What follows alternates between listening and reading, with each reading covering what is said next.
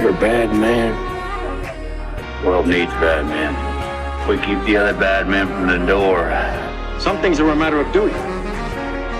The world's greatest radio show in Tennessee.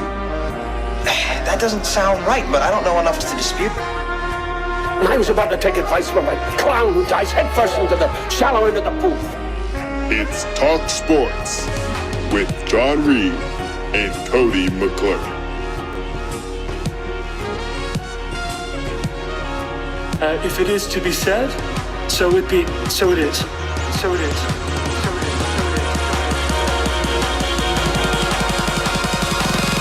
It's a Tennessee thing. Well, I'm holding on.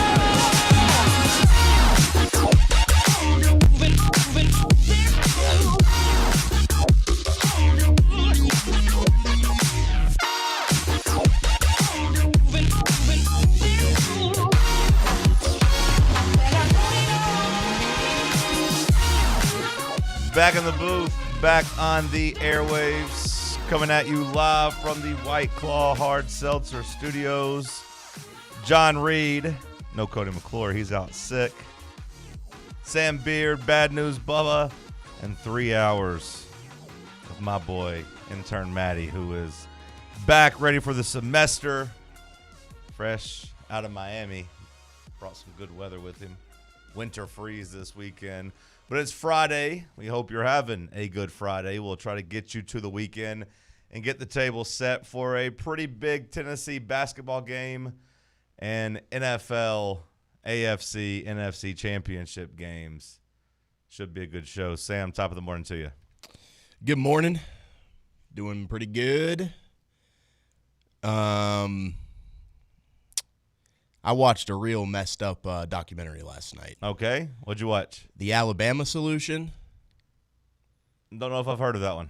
It's on HBO. It's like this inside a Alabama prison documentary, basically, where they like sneak these phones in, and it's like terrible living conditions. These guards are just like beating the crap out of it. Like they're literally beating guys to death in this prison, and like Modern day? Yeah. And it was basically just kind of like documenting people that have been there for their entire lives, like parole. Nobody gets out on parole. These guards are like blackmailing the prisoners that are witnesses to some of these murders and stuff like that. It was like close to 2 hours of just like making you question humanity a little bit. Do you feel better or worse about yourself after leaving that? Way worse. Yeah. Way worse. Yeah, I don't always like watching things that make me feel way worse. Like, honestly, about 75% of the way through, I was like, do I need to watch the last 25% of this? Did anything happen in the last 25% to make you feel like you made a good investment? I mean, it got maybe a little happier at the end, but not because you by telling much. me about it, I feel like I've seen it. It's one of those things like, I don't need to go watch it now. Yeah, I mean, the details would only just get magnified, but yeah, you do kind of get the gist. Bubba, you good over there? I'm doing all right. You're alive still? Yeah. Good deal. Happy to see you. Happy Friday, my friend. Thank you, John. Got to play the front nine yesterday. Okay. First time swinging a club in about 3 months or so. Over, under 44. Over. Okay. Shot a 50 to 54. Okay. I didn't know if you were any good or not. No. I do not play golf, Maddie. Nope. I grew up left-handed, so it wasn't like any of my friends really had extra clubs for me. My father was a farmer. He didn't have time for golf. So it never got passed down to me, and I never had any clubs to try to learn. During COVID, I took one lesson, and I played one round. And then the advice that was given to me was just to quit. Like I asked people, like, hey, how can I get better at this? What's advice? And like 5 people tweeted me back and said, just quit while you aren't in debt or addicted or, hurting your back or anything. So I said, okay, good enough for me. So I played one round. And by one round, I mean I played like 2 holes. They don't tell you it's expensive to start. No, and I learned that. I was $400 hooked just in the, buying some irons and buying a glove, because you had to have a glove to go out there and play, and buying some balls and a round. So, yeah, I was about $400 hooked, and I said, you know what, that's good enough for me. Shame on you guys. I got $80 in my stuff. Where'd you buy it? Craigslist? Carm. Well, I mean, some people have to pay to play golf, Bubba. The round Yeah, was okay, well, that. the round was like 70 or whatever it was. The balls, John, I mean. I'm going to say 2 words to you. I want you to think about them. Plum bob. Plum bob? Yep. The hell does that mean? It's the way that older men read their putts when they hold it up with the 2 fingers dangling their putter in front of them. Okay. They think it does something. It doesn't do anything. All right. Man, Sam, you should have saw me yesterday. We had a heated 18 out here. Yeah. It was hotly contested. How bad Tim lose? Tim hung around. Actually, he probably came out of it feeling like he choked because he just couldn't. The guy can't putt. Speaking of plumb bobs, he might as well be out there one eye squinting, trying just to see if his shoe's leaning one way or the other. I couldn't find a fairway or a green in regulation, but I was hitting some monster putts. Where were you playing? I don't know for sure. The boss picked the course. I don't know where we were playing, but he was stropping it. He went back to Justin Thomas, and he was stropping it. So I was scrambling, and I had to hit some clutch putts just to tie. We tied through 18 and then had a playoff round and tied that too. So they only give you one playoff hole. So it was hotly contested, though. I was having to hit some big monster putts because he was basically tapping in pars. Matty, how are you, though, my friend? Good to see you. Thanks for sitting in with us while the big guy's sick. You only spent $400. I'm good. I clearly didn't bring that good amount of weather with me if we got this big storm coming in. I know. I was in the Bahamas. It's about a week ago. And, at these big hotels, they charge you an arm and a leg to do everything. So I went golfing with my father. I haven't golfed since 2020. By the way, I shot a 72 in 9 holes. But that took a turn. I thought you were going to say you went out there and just hadn't played in years and shot even. I was going to say, Matty, you seem like you're a liar. But then you came in with the punchline. Okay. Yeah. So 2 of us. How mad was your dad? Clubs. He was. Because I feel like I'd be pretty mad if I was playing with someone I beat him in the first 9, and he beat me the next day. So okay, he was worse. He ain't got no room to be mad then. Yeah. So how much do you think?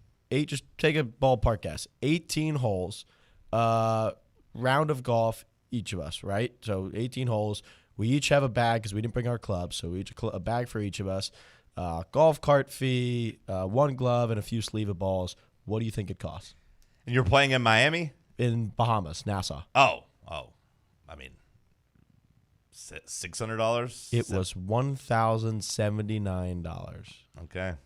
And my dad just whipped out his Amex like he was ready to pay it. They're getting us back. I said, "You're out of your mind." If you're on vacation, I guess you got to spend it. But yeah, you know what? That honestly makes it. If I was paying that much to play a round of golf, I think I would go there and shoot some extra shots. I'm not trying to have a good score. I want to spend as much time on the course as possible. As long as people aren't behind you, angry at you, might as well take your time. I think if I was checking out and that was like, he was like, all right, sir, it'll be $1,100, I'd do the John Gruden video. Are you out of your skull?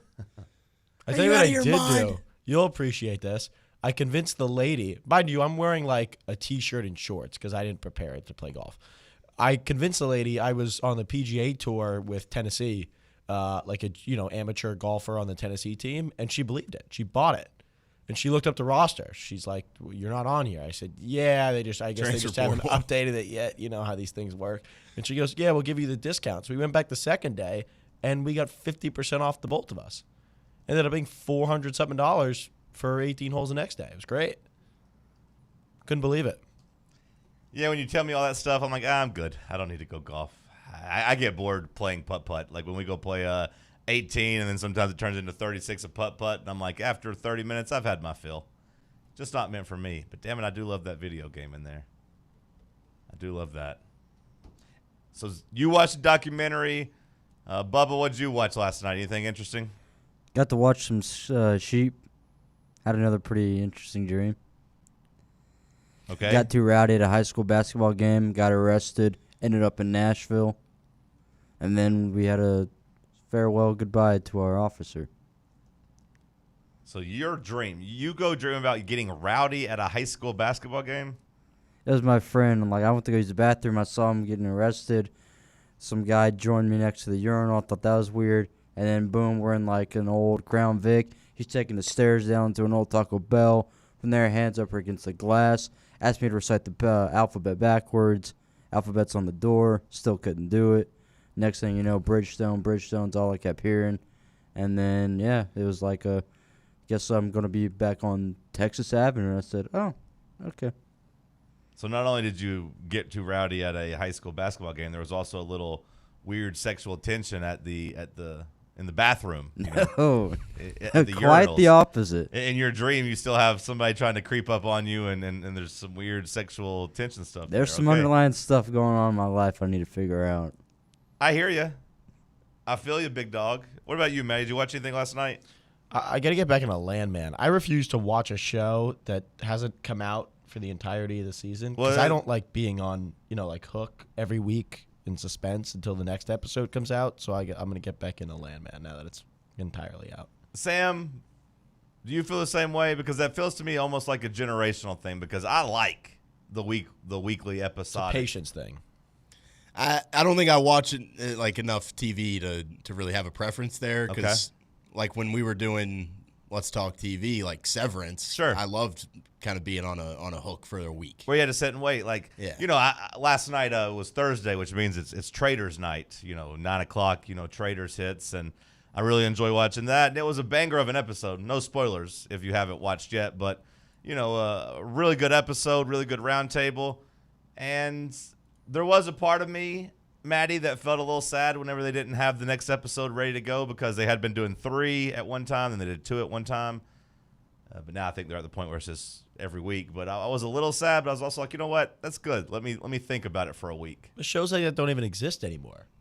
Where they come out every week because everything's on Netflix or Hulu now, and it's all No. See, HBO still does weekly releases. That's if you have HBO. The It TV show is still weekly. Like Sam said, Severance Landman still weekly. Right. The show you're complaining about. I'm just saying. You said it wasn't out there. Now you're complaining about it. But that's the only show I've watched in the last half decade where their new episode comes out every week because everything's already out. Yeah. No, I think they're kind of slowly morphing back.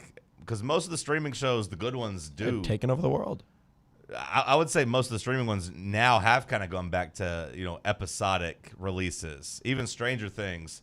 I don't know if you watched it or not, but even them, they kind of did a hybrid of like, hey, we used to drop them all at one time, but now we're going to drop like 4, and then you're going to wait a month, and we're going to drop 2 more, and then you're going to wait another month, and we'll drop the finale. Most of those still do that. Now, maybe Netflix otherwise, maybe they're still doing the jumbo all at one time, but you talked about Landman. I know Apple TV is weekly. When they do Pluribus. You don't have any of the normal streaming services? What do you consider normal? Because I think I've kind of paid up on all the streaming services. To be honest, isn't everybody?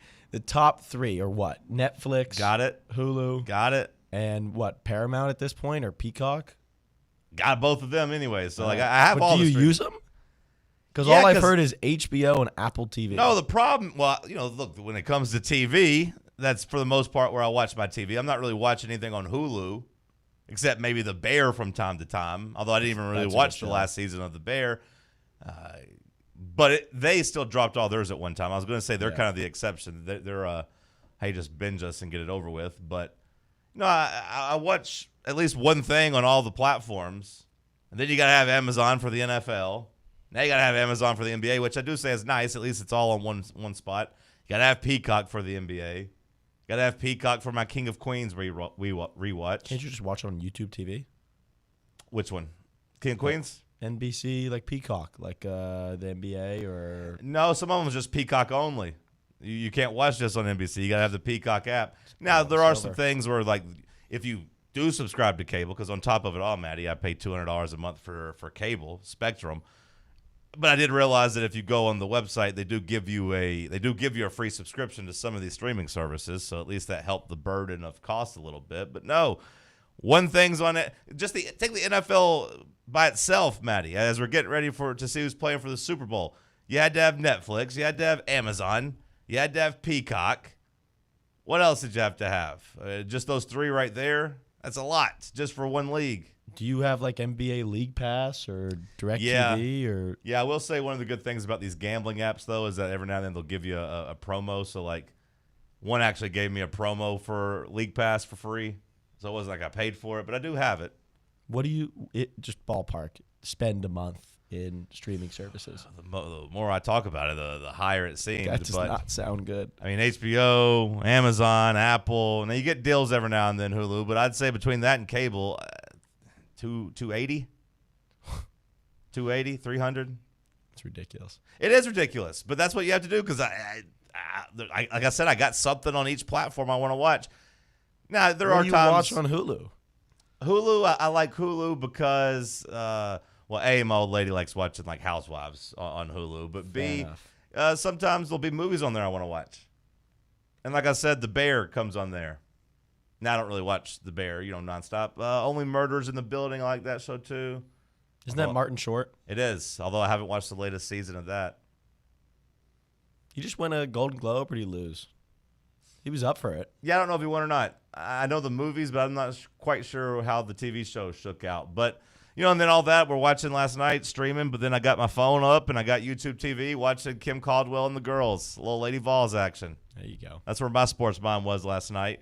We'll dive into that a little bit. We'll give the ladies a little shine.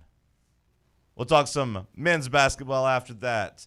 Will Warren, our friend Stats by Will, going to join us at the top of the next hour, 9 a.m., to preview the Alabama side of things. Got some NFL talk, a little Tennessee football. Going to have a fun Friday show. Stick with us. We'll dive into it next. Let's talk sports on Fan Run Radio. Big Orange Country's home for sports. This is Fan Run Radio. A brand built in Tennessee and born from the love of the game. Inward Half revolutionizes golfing comfort. Crafted by a former pro and dedicated enthusiast just like you, our luxury performance wear guarantees you stay cool and comfortable through every swing and every day. We're not just a brand. We've set out to create a lifestyle for those who understand that impeccable style and premium performance are a hole-in-one. Enjoy the walk-in with Inward Half. At Knoxville Insurance Group, they understand the challenges many consumers face when searching for insurance coverage. That's why whether it's for you, your family, or your business, they create a coverage plan specifically for your unique needs. Knoxville Insurance Group is an independent firm, which means they aren't beholden to just one insurance company. They search multiple companies acting as your negotiator to find you the best possible policy and price. Start a quote in minutes at KnoxvilleInsuranceGroup.com or call them today at 865-694-9788. Yeah, it's another day, but what kind of day is it really? A day of doom scrolling? Laundry day? Nah, it's a White Claw day. Light and refreshing tasting, uniquely cold way filtered. There's an iconic flavor for everyone. So grab a pack, grab your friends. Make the most of each day with those who matter most. When you're together with White Claw, every day is a once-in-a-lifetime experience. You just gotta grab it. White Claw. Grab life by the claw. Please drink responsibly. Hard seltzer with flavors. White Claw Seltzer Works, Chicago, Illinois. The voluntary reaction. Can't get enough Tennessee basketball? Join Fan Run Radio as soon as every UT game is over for Big Orange Country's post-game radio free-for-all. The voluntary reaction. We'll be taking your calls on the Vols as soon as every game is over. So tune in and buckle up as we drink from the keg of glory all the way to the Final Four. The voluntary reaction. Raw, unfiltered, real. Yeehaw! I've been hooting and hollering ever since I started betting with the VIP Play app. VIP Play has more than 200 leagues, every bet type you can imagine, live betting and live hosts, all with 24/7 support from real live people when you need them. Start betting better with the VIP Play app today. Don't be a better, be a better with VIP Play today. Download VIP Play today or head to VIPPlayApp.com. Make sure you use the promo code FANRUN to take advantage of their welcome bonus and so they know that we sent you. Gambling problem? Call 1-800-8899-789. Must be 21 or older and located in Tennessee to bet.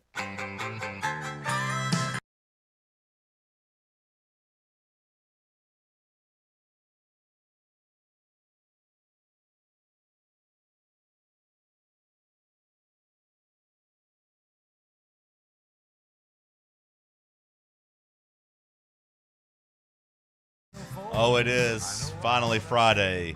I feel like the month of January flew by. I don't know if this is just a sign of getting old, so hopefully the young guys in here feel the same way, but... No, it was fast. January is a weird month with holidays and then getting back into work and waiting on other people to kind of catch up, and you're just kind of waiting for the year to start. Next thing you know, boom, it's over. Then it's Valentine's Day, and you feel like you've wasted 1/10 of the year, basically. If it goes fast, doesn't that mean you didn't stick to your New Year's resolution?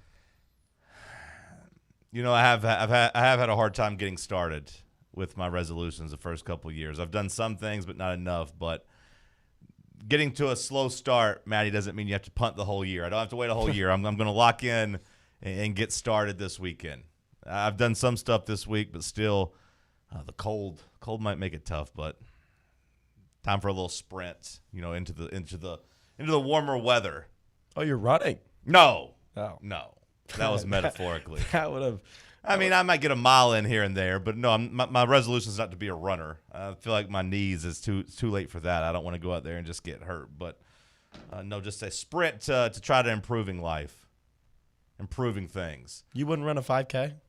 I tried to sign up for one at the end of last year, but then weather. We were going to do one at Dollywood at night, and then weather. Oh, that's cool. Weather messed it up, and it got canceled, or at least moved back a day, and we couldn't do it. So I was going to do one, then I didn't. One of my resolutions is to watch more women's basketball this year, become even more of a WNBA expert, and pay attention to our girls here on campus.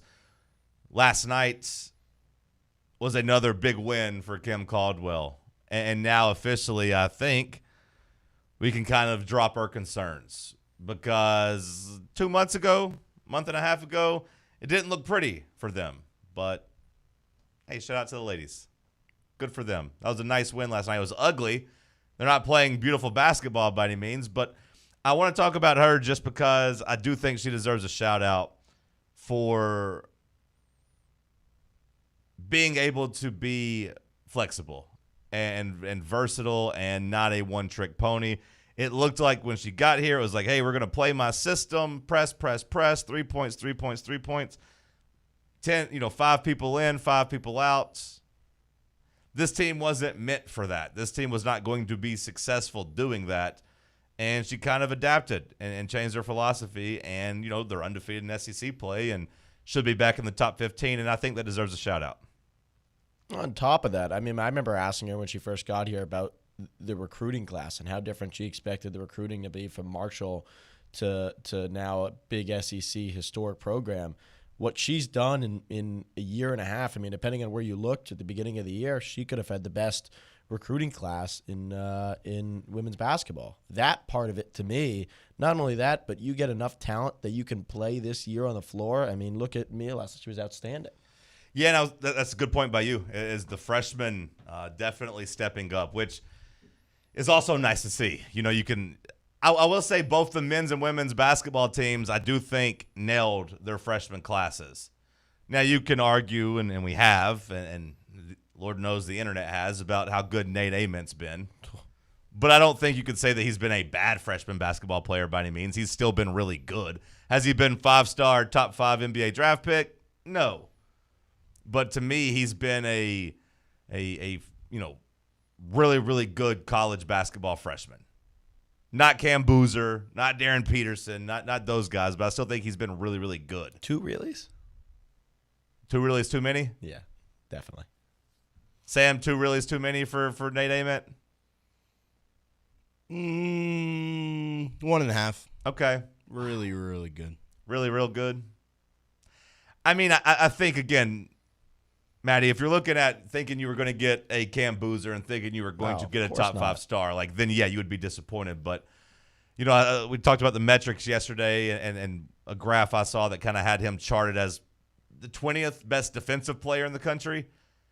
And I do think he deserves a lot more credit than he gets for Tennessee's defense staying above water. Now, Tennessee's defense ain't been as good as it has been the last, 3 or 4 iterations of Rick Barnes' teams, but I will say without him, it might be a average to bad defense.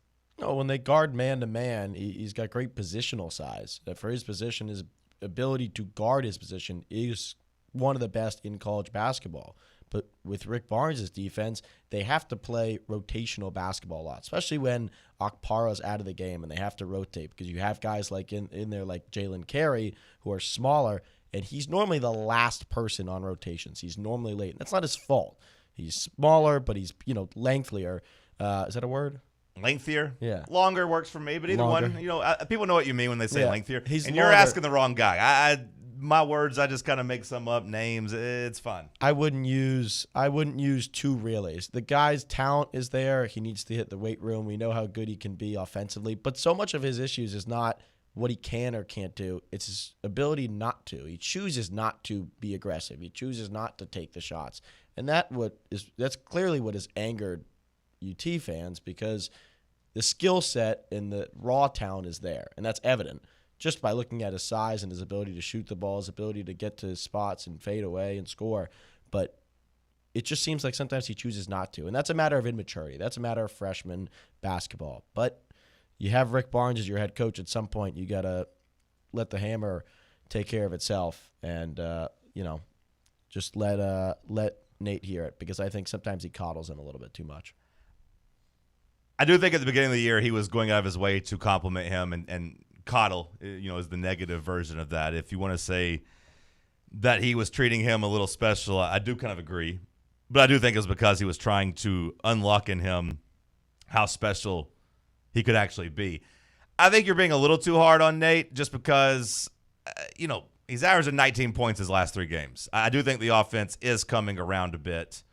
And I do think the defense has been really, really solid. Now, I'll say the defense has been really, really solid. If you want to say I can't say he's been really, really good, that's fine.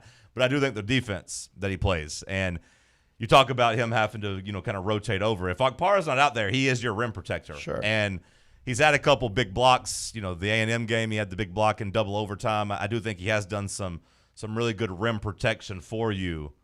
Even against Kentucky, he had a couple big blocks. One of them got egregiously called a foul, but I do think he's done a good job of doing that.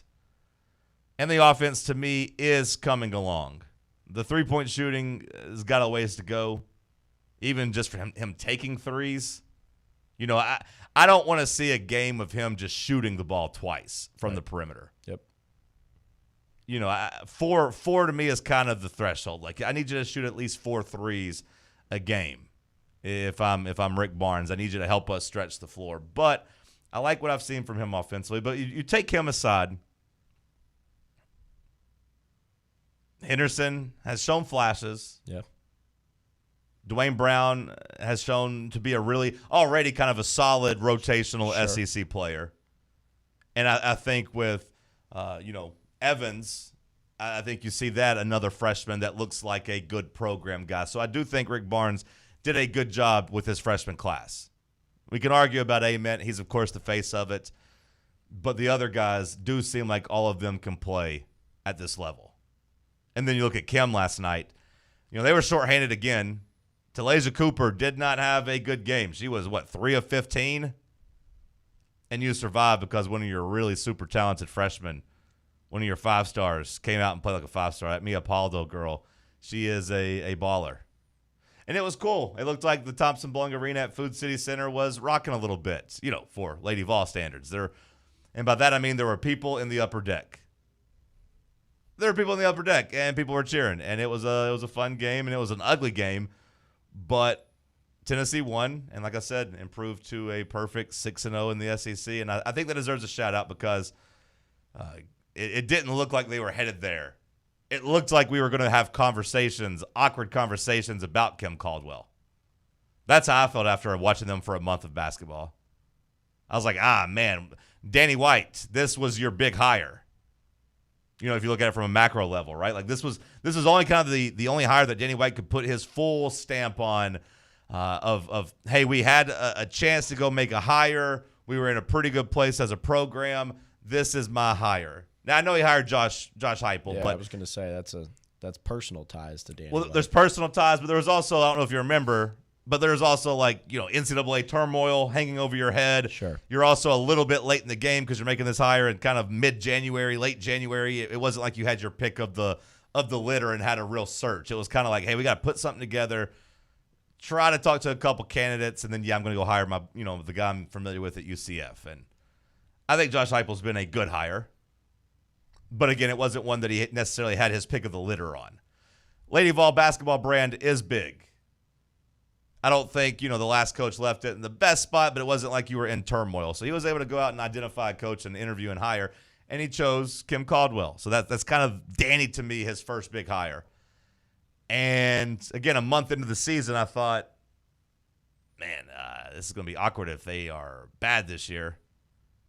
And then you combine that with the whole revenue share, and you combine that with the NIL, and just, hey, you're taking money from baseball. Hey, this is turning into baseball versus women's basketball, and people are mad. You lost Tony Vitello. You've ran them off for the women's basketball program. That would be awkward conversations if they were really bad. At least you're at a point now where you can say firing Kelly Harper was a good decision. Oh, yeah, sure. And I was fine with firing Kelly Harper regardless of, how Kim Caldwell went. But my point with her is just she didn't leave the program in a terrible spot. No. She didn't leave you on the doorstep of a Final Four, but, you were in a healthy enough spot where you could go and you should have been able to hire pretty much anybody you wanted, short of like Don Staley.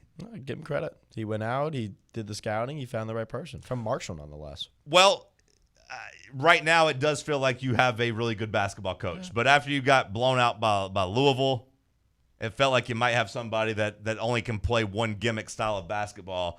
Hey, if we can't press and we can't shoot threes, we're going to suck. Right. And that was the concern. But, again, she's dialed it back. She doesn't do the 5-in, 5-out rotations anymore. And they're not just jacking up threes. They actually won last night because of how gritty they were in terms of, grabbing, more offensive rebounds than Kentucky, but also forcing 21 turnovers. The press did give them extra possessions, and she talked about it. Kentucky got 47 field goal attempts. Lady Vols got 67. So, like, when you get 20 more shots than your opponent, that could be a difference in a game, as long as you can hit some of them. They shot 34% last night, 23% from three, but you still were able to find out a win. So I just want to give her a shout-out. Shout out Kim Caldwell. Because I like when coaches just find a way to make it work. What's Kelly Harper's record? I think she's 1-6 in conference play. I know it started off poorly for her. I know that, like, before the season even started, they lost like a D2 scrimmage. They had some college. It's not like Mizzou's ever been atop the women's basketball world, not let alone the SEC. Yeah, no, I think she's at a bad basketball program, and I think that she's not a very good coach. Like, I want her to somewhat be successful because good person. Yeah, she is a good person. She is one of us, but yeah, like she went and took the first SEC job she could get. She did a good job on the air. She was on the air for a year and a half. Yeah, and I thought she did okay with that. But again, I think that's all we want from our coaches on any sport, women's basketball, men's basketball, football, whatever. Take what you got, and if it doesn't work, find a way to make it work. And that's kind of what I'm waiting for Rick Barnes to do. As we get into the men's conversation. I don't know what Rick Barnes' plan was coming into this season. Sam, do you think it was just to be a super physical post team? Do you think that was what he wanted to be? Yeah, I think they thought they were going to get at least a nice, 15 to 20 a game from like Akpara and Estrella combined, and you're getting like 8 right now, maybe 10. And then, I think they were kind of saying, all right, let's get 20 from those two big men. Let's get 40 or 45 kind of combined from your Gillespie and Ament, and then you just kind of piece together the rest. And Gillespie's been, good enough, inefficient at times. Ament just hasn't really had like a blow-up game. He's just been pretty average with like the 15 a game type of thing. And then, your front court has just really let you down, I think. Do want to just point out again, he's averaging 19 his last 3 games. He's popping a little bit. It's coming. But I kind of thought that might have been plan B, Sam. I kind of thought the big man dominate the post kind of morphed because it's kind of just what happened against Houston. And they're like, okay, well, let's just ride this. I kind of thought plan A was what we saw against Rutgers, which was like, hey, here's Nate and Gillespie. These guys are awesome. But then, like you said, you haven't really gotten a consistent performance from them. I think it's more you just don't play Rutgers every night. Sure. But I'm just saying I think that was their plan A, is like, hey, let's just let these two two guys be our scorers. Let's let them be the offense, and we'll fill around the pieces. And then you kind of saw, okay, this isn't quite what we thought we were getting with Nate Ament. Jacoby Gillespie doesn't quite have enough space out here because we don't have any shooting. So now it's just trying to be a post team. I'm hoping that this week has led to just being, more of a small ball spacing team and try that, because the bigs, to me, has kind of ran its course being a post-playing team. We'll talk some Tennessee, Alabama coming up. Top of the hour, Will Warren going to join us to break it down even further. Let us know what you think in the comments. Shout out to the freaks over on YouTube. How you feeling? Are you still locked in on this basketball program? Are you still locked in on this game? It feels a little bit like a last stand in terms of the casual audience, the casual basketball fans. You gotta pay those guys off. You got to reward those guys with the win pretty soon to get them all the way locked in. You blew one against Kentucky.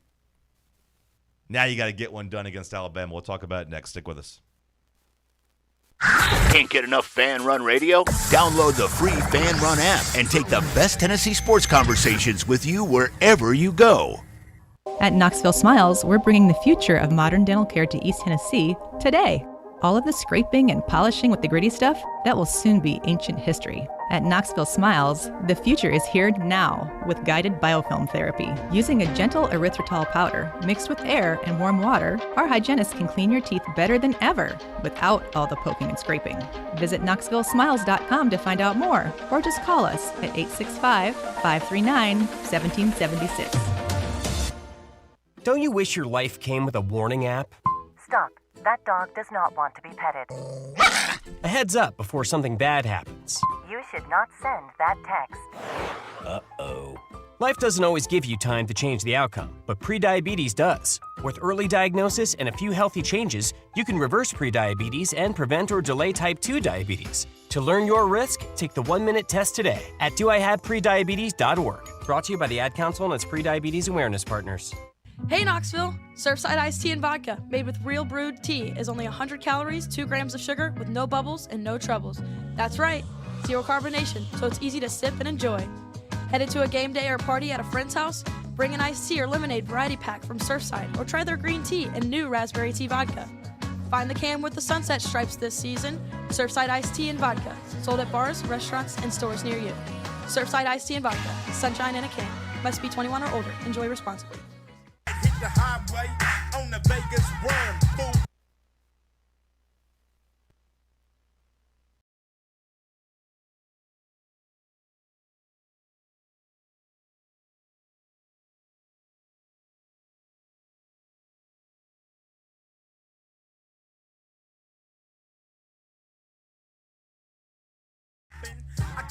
You gotta pay off the casuals here with the win. The people that want to root for Tennessee basketball, but don't really want to go through when it sucks. And I get it. Like, I understand that. Like, that is not me judging. I love the basketball program. I don't mind watching when they suck, just begrudgingly, just be like, okay, let's lock in. But there's a lot of you that have more stuff to do. Got families. Ain't got to talk about on the radio. You ain't got 2 hours, 2.5 hours now with how long the games take during your week to let the basketball program mess you up when they're bad. I get it. We got to get you guys invested in this program, and the best way to do that is to beat a rival. And I think tomorrow night is kind of your last chance to do that. The Alabama win, it's a rival, it's a road game.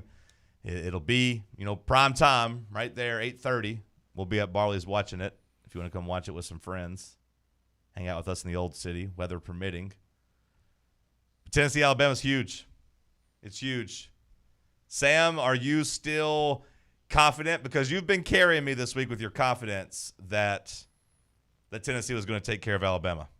Yeah, I still feel good.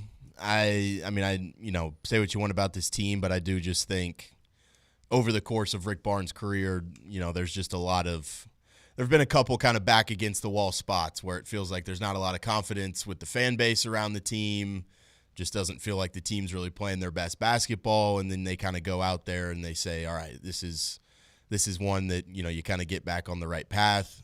I think no midweek game kind of helped that. It's going to be a fresh team. It's going to be an angry team. I think they've had a real tough week in practice, and I think they're going to kind of be ready to go and take that out on an opponent. Should be gut check time. We talked a little bit about Tennessee's identity. This isn't the same Tennessee team that we've seen over the last couple of years. No, definitely not. The defense has slipped. Still not bad, but if you just look at the KenPom ratings, like Tennessee's defense for the last couple of years has been living in the top 5. Down to 14 this year. So, again, you're still a good defensive team, but you're not that elite big orange boa constrictor that chokes opponents out.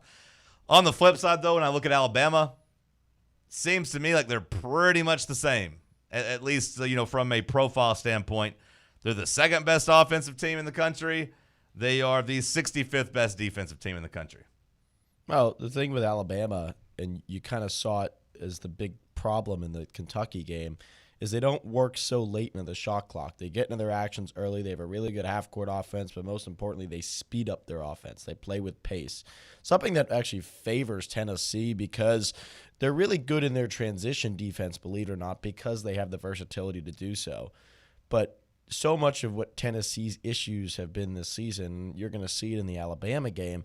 And again, I said it earlier, is the inability to be aggressive or the choice not to. And that's where it's going to come down to the Nates of the world, the Jalen's of the world, and really the Felix of the world, the guys you expected to give you those big-time offensive moments this season that just have not been able to. At times, Jalen's been good, but that typically means Nate's been off or Felix has been off or vice versa. You need 2 or 3 of those guys to really be activated in a game like Alabama because they will beat you in the half court. Tennessee, really Rick Barnes, has fared pretty well against Nate Oates in his system. I mean, if you look, they've won 4 in a row, and they have won 6 of the last 9. They've had some pretty good success being more physical and kind of just being relentless and consistent in terms of taking those transition opportunities away and trying to limit Alabama going on those big kill shot runs that they're able to do against some teams where they get out and just start hitting threes. Tennessee's been able to kind of keep them, really low scoring. When you look at Alabama and what they average against the rest of the country and the rest of the conference, and then look at what they've done against Tennessee and Rick Barnes, it's night and day different. Just, last year alone, you held them to 76 points when they're more used to being in the mid-80s. Before that, 74, 71, 59. Like during your 4-game winning streak, that's what you're holding them to. Even in the wins when they did beat you, they were only scoring 71, 73, and 73. So you're able to kind of to dial them back a bit. I don't know if this Tennessee offense can get into the the mid to upper 80s against Alabama. I don't know if the defense can keep them below 70 like we've seen in the past with Tennessee's defense. But I do think if you can play this game in the low to mid-70s, Tennessee's got a really good chance. I don't know if I wanted to see it get much higher than that. I made an argument the other day, despite how disappointing Tennessee's been this season, in the last 4 years, it still might be the most, just from a talented or potential standpoint, that this program has had in 4 years. From raw potential that this program has. And again, that comes from just having a lot of young guys, right? Because in the years with Triple J or Vescovy, you had guys, but you knew what you were getting. You knew what their ceiling was. You knew what Ziegler could do. You knew what Meshack could do. But this is a year where you're kind of like, okay, there's another level for Ament. There's another level for Brown. Can Jalen step it up? Can back when Cade was playing. There's a lot of untapped potential. This could be the most talented year just from a potential standpoint, despite the fact that they're not playing well. Well, I think it's the most talent from, I think you can make that case just in the sense of Nate Ament's the head of that snake. Of the untapped potential. Which is why people are disappointed. Yeah, I don't know how much more Brown can give you this year. To me, if he can give you 6 points, I think you lock that in every game. Right. But there's flashes. There's parts of you where you're scratching your head. They're like, okay, there's some optimism here. Sure. But to me, that kind of goes back to what I talked about last segment with the freshman class. I think all those guys could be your next staple because most of the guys you mentioned, the Vescovy, the James, the Ziegler. Like, those guys were program guys that had to be here and develop and morph into those players.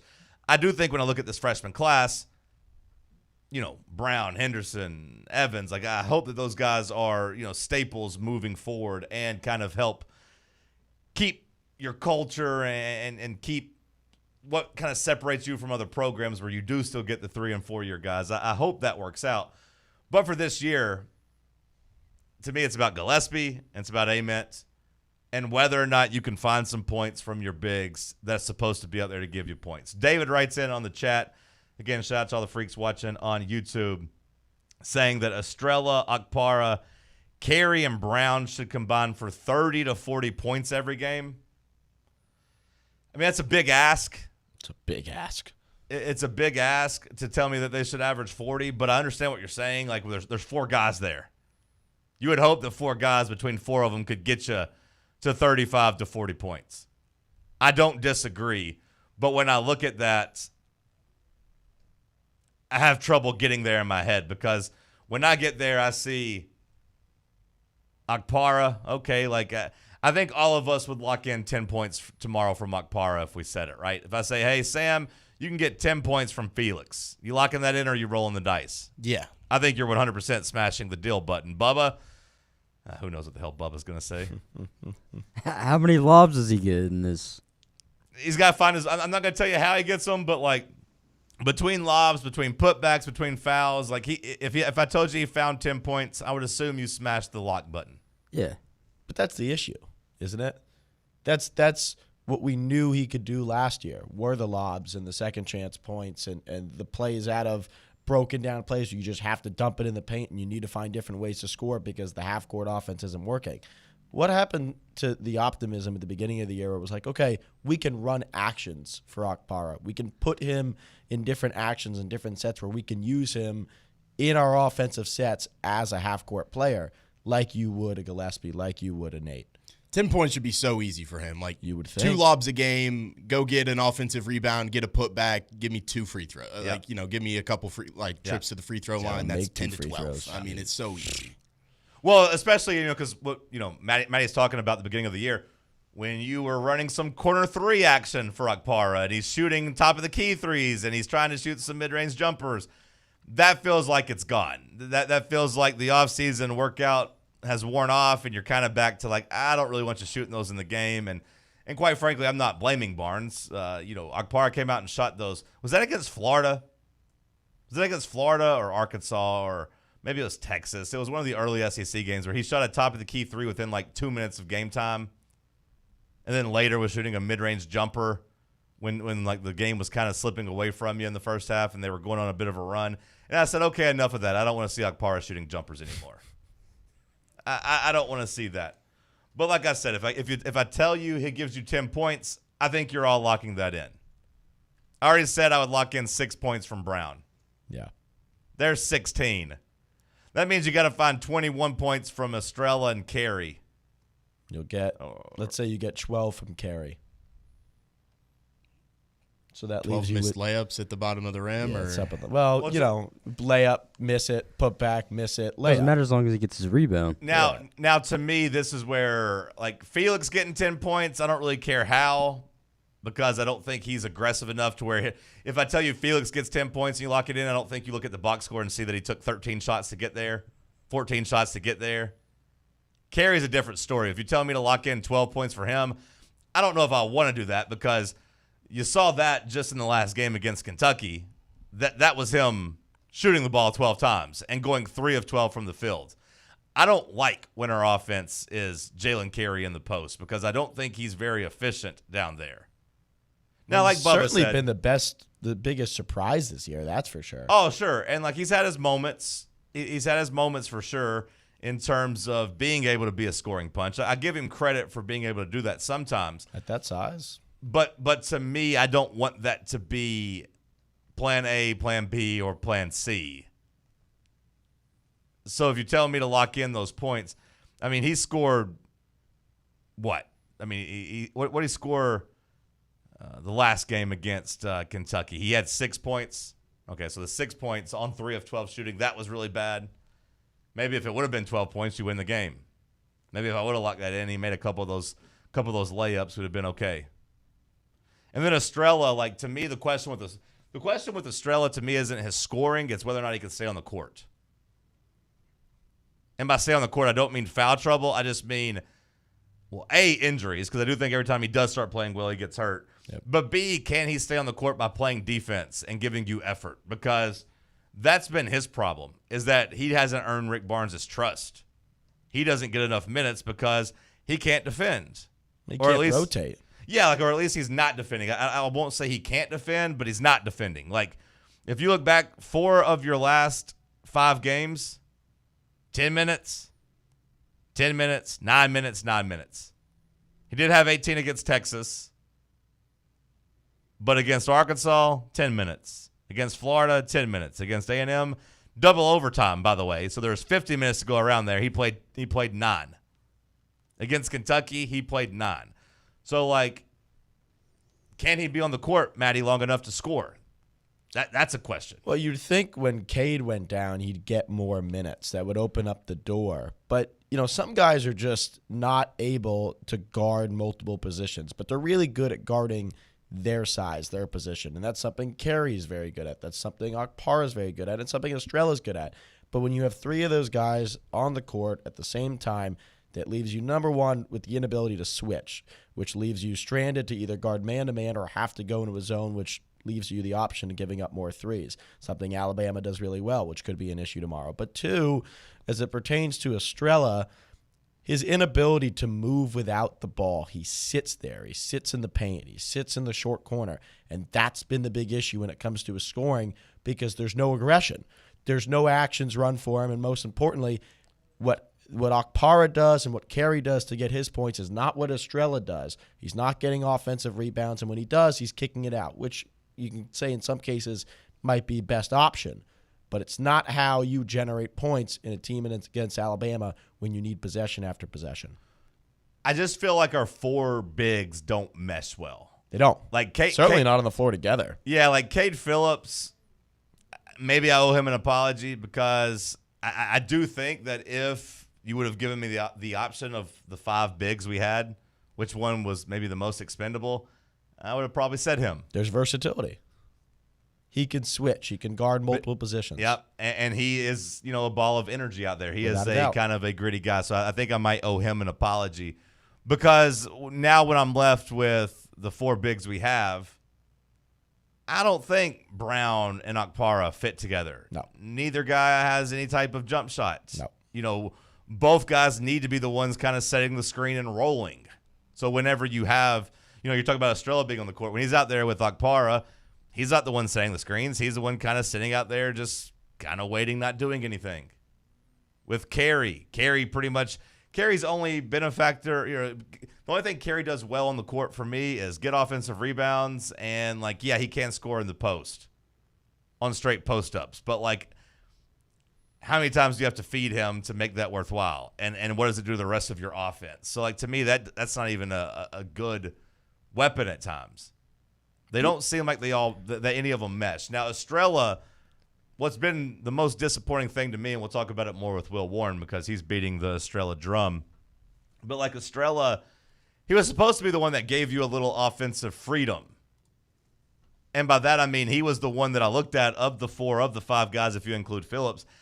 He's the one that I think we have the most confidence in his offensive game and his ability to maybe shoot some jump shots from the outside. And he's not really doing that at all when on the floor. When's the last time Estrella's attempted a 3?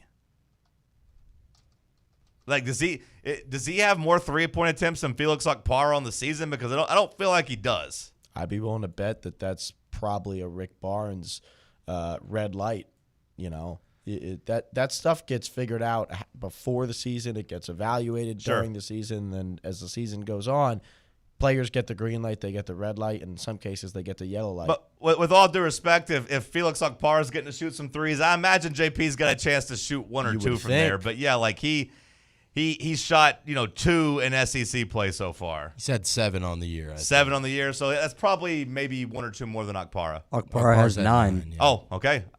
Okpara has 9. So he's 3 of 7, and Okpara is 4 of 9. So both have hit some, you know, and Akpara, I feel like most of his was like the non-conference games that didn't really matter. Yep. But like if you're Estrella, like that to me is unacceptable. You're in a power forward position, you know, usually when you're on the court. Very, very, very rarely have they tried to Estrella at the 5. So like you should have more space. You should be out on the perimeter a little bit more. You should have more 3-point attempts than Felix Akpara. Like to me, that is crazy. But that also plays into like Estrella not doing what this team I think needs him to do. He's not defending and he's not providing you any relief offensively. It seems like he's only scoring on his little baby hook shot, 3 feet away from the rim. Feels like that's the only time I see Estrella score. We'll continue the conversation with Will Warren coming up next. Hour 1 in the books. We'll kick off hour 2 with that. Stick with us right here on Fan Run Radio. The flagship station for Tennessee football. Fans. Fan Run Radio. We really need to get some branded stuff. Shirts, hats, promo items, something professional. I mean, we could just find a website and order a bunch of it ourselves. You could, but you're taking a big risk. You don't know the quality, the fit, the timeline. It's a roll of the dice. Yeah, I guess, but isn't that how everyone does it now? Not the ones who actually care about how their brand looks. Look, if we're putting our name on it, it needs to be done right. We need SM Athletics. SM Athletics? Yeah, they specialize in working with businesses like ours. Apparel, hats, promo gear, but real, customized stuff. They actually care if it turns out right. Probably a lot better than getting stuck with 100 t-shirts with crooked logos. Exactly. Plus, they'll walk you through everything. Sizing, colors, material, so it matches the image we're trying to build. Makes sense. What's the name again? SM Athletics. Trust me, if you want to look like a real company, not a flea market stand, this is the move. If you're serious about your brand, work with people who are serious about getting it right. SM Athletics. Smoky Mountain Brewery is the place to be for game day. From the moment you walk in, it's wall-to-wall big screens, making Smoky Mountain Brewery the perfect place to watch the Vols or your favorite team in action. With locations in Turkey Creek, Maryville, Pigeon Forge, and Gatlinburg, you're never far away from a great time at Smoky Mountain Brewery. Try one of their world-famous microbrews like Black Bear Ale, Mountain Light, or Cherokee Ale. Juicy burgers, wings that bring the heat, and delicious handmade pizzas made with hand-tossed crust from the freshest ingredients and their own special sauce from a secret recipe, topped off with hand-grated cheese and farm-fresh toppings. And don't forget, those famous microbrews are also available in kegs for your next party or in 6-packs and growlers to go. So grab your crew and head to Smoky Mountain Brewery and tell them Fan Run Radio sent you. Smoky Mountain Brewery. Eat local, eat good.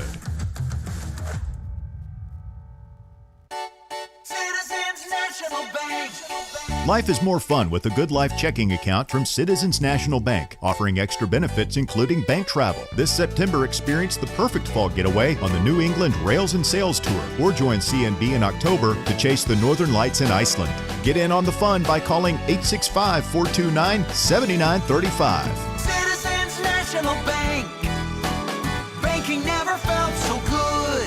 Member FDIC. Everyone needs to take care of their mental health, even running back Bijan Robinson.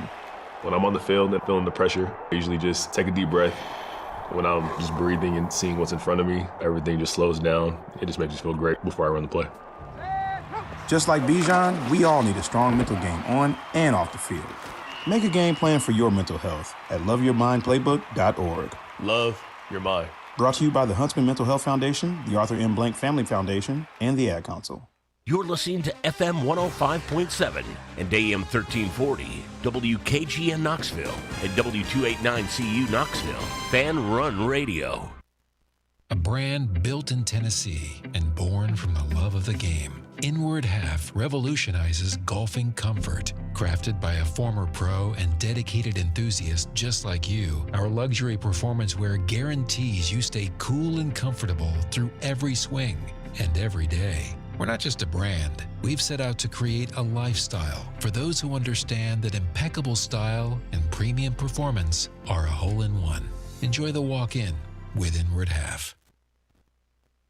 It was an unmitigated disaster. It was coaching malpractice. You're listening to Talk Sports. everything that could have gone wrong seemed like it went wrong. It seemed like no one had answers. And like I said, the most depressing part of it was it seemed like no one really cared. Airing every day from 7 a.m. to 10 a.m.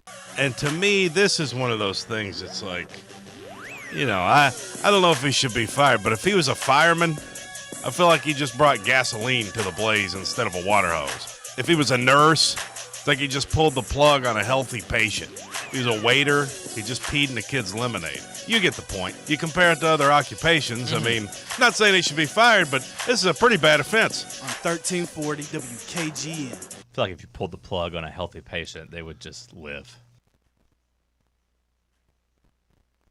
Like, if you pulled my plug right now, my heart would keep beating. You get the point. A good point by you, but you understand what I was going for here.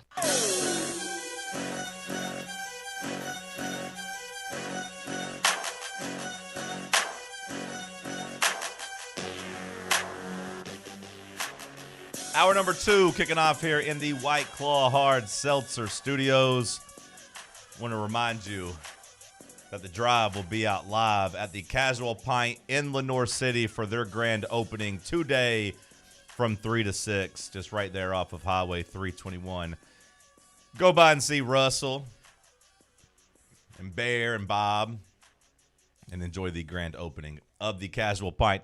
Let's keep the basketball conversation rolling with my boy, Will Warren, a.k.a. Stats by Will, Basket Under Review. What's up, Will? How are you, brother? Good. I didn't bring in my I had a prop plan for this, and I forgot it. It was going to be a shovel. Yeah, that I bought this week. A shovel? Yeah, for the snow that we are no longer getting, of course. Oh, okay. I thought you were going to say you were bringing a shovel to bury the team. That's what I thought you were going to say. That was the prop. It was either we're burying the team or we're digging them out of the grave. And I don't really know which direction we're going. Well, my first question was going to be, William, scale of 1 to 100, where are you at on the panic meter for this Tennessee basketball team? I don't know, about a 40. 40 feels about right. Because I guess I just didn't have the same expectations a lot of people seem to have preseason. I'm not really sure what that was about, but I thought they'd be a 4 seed. I guess I've downgraded to thinking they're a 6 or 7. And I don't know. I still like the team. I'm not out on them, but I understand why they're frustrating. They really needed to get the one over the weekend to the finish line. I don't really care if they had won by 1 or by 50. You just need to win that game. So to lose that one's a real bummer, but I still believe that there's more to this team than meets the eye. I think there's some lineup machinations that could be fixed or worked on or whatever you might say. But I still think there's more to work with here. You definitely were lower on the team than I was in the preseason.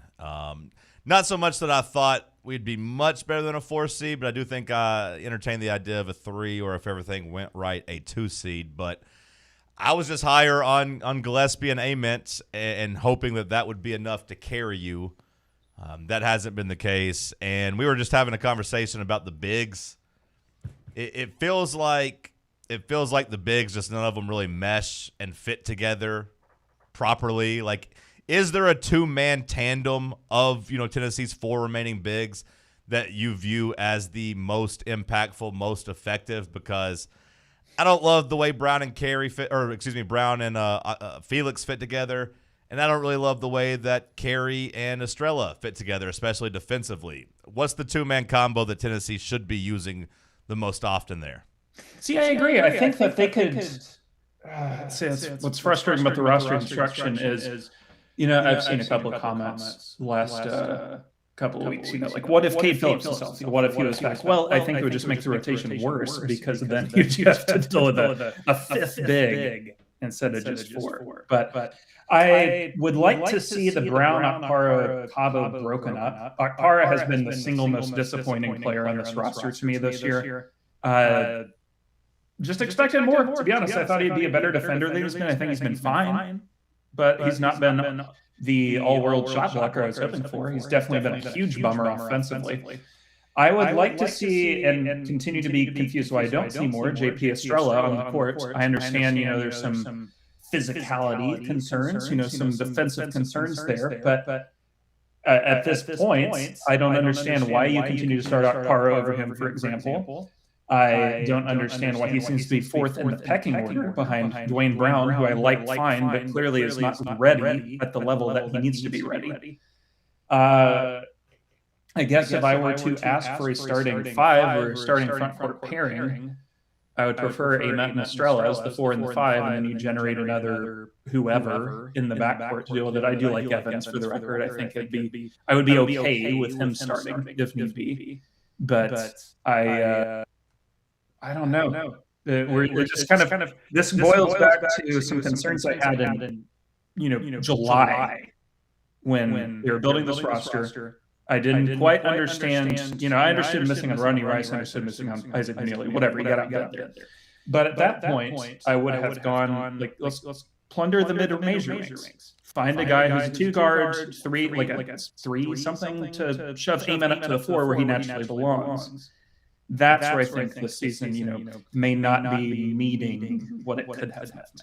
Yeah, the 2 guard plan, I think Rick Barnes would tell you that was a failure. I think they swung a little too high. Like you said, I think you could have ended up grabbing a solid player, in the mid-major ranks instead of kind of being left. I think Bishop Boswell as your first, guard off the bench, I could live with that. Mm-hmm. Him as your starting 2 guard, I do think that puts a pretty firm ceiling on this team, and I do think it changes the floor from night to night because if he plays well, Tennessee's a pretty good team. If he doesn't play well, then they are a 8 or 9 seed in the NCAA tournament type of team.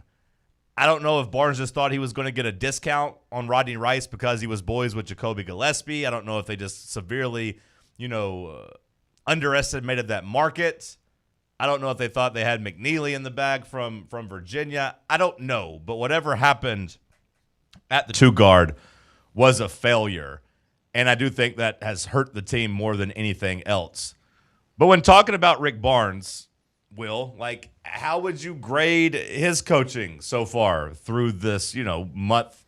I guess we're half of a month into SEC play, throw the non-conference in there too. What type of grade would you give Rick Barnes? Because I definitely don't think you can make the case he is helping this team maximize what they're doing. I don't know if I necessarily think he's holding them back, but how do you see it? I think a B. B feels about right to me. I don't think he's done a terrible job by any stretch. I think that with what he has on the roster, I think the defensive concerns are a bit overblown, to be honest with you. I think the defense, I understand they cratered a bit down the stretch of that Kentucky game, but to Kentucky's credit, they hit some guarded shots, made some toughies. There were some of those where I just couldn't really blame them for how it went down. And to be honest, you hold this Kentucky team to what they hold them to for long stretches, excuse the free throws at the end, hold them under 80. You should have won that game. Kentucky's defense is not good. You should have been able to win it with your offense. So I don't really blame them for that. I think that they've done a decent job. I do think that there's still room to roam with how they use the front court in particular. I've mentioned, and you've mentioned many times, your desire for Amet to play more at the 4, which is where I think we both agree he will likely play in the NBA.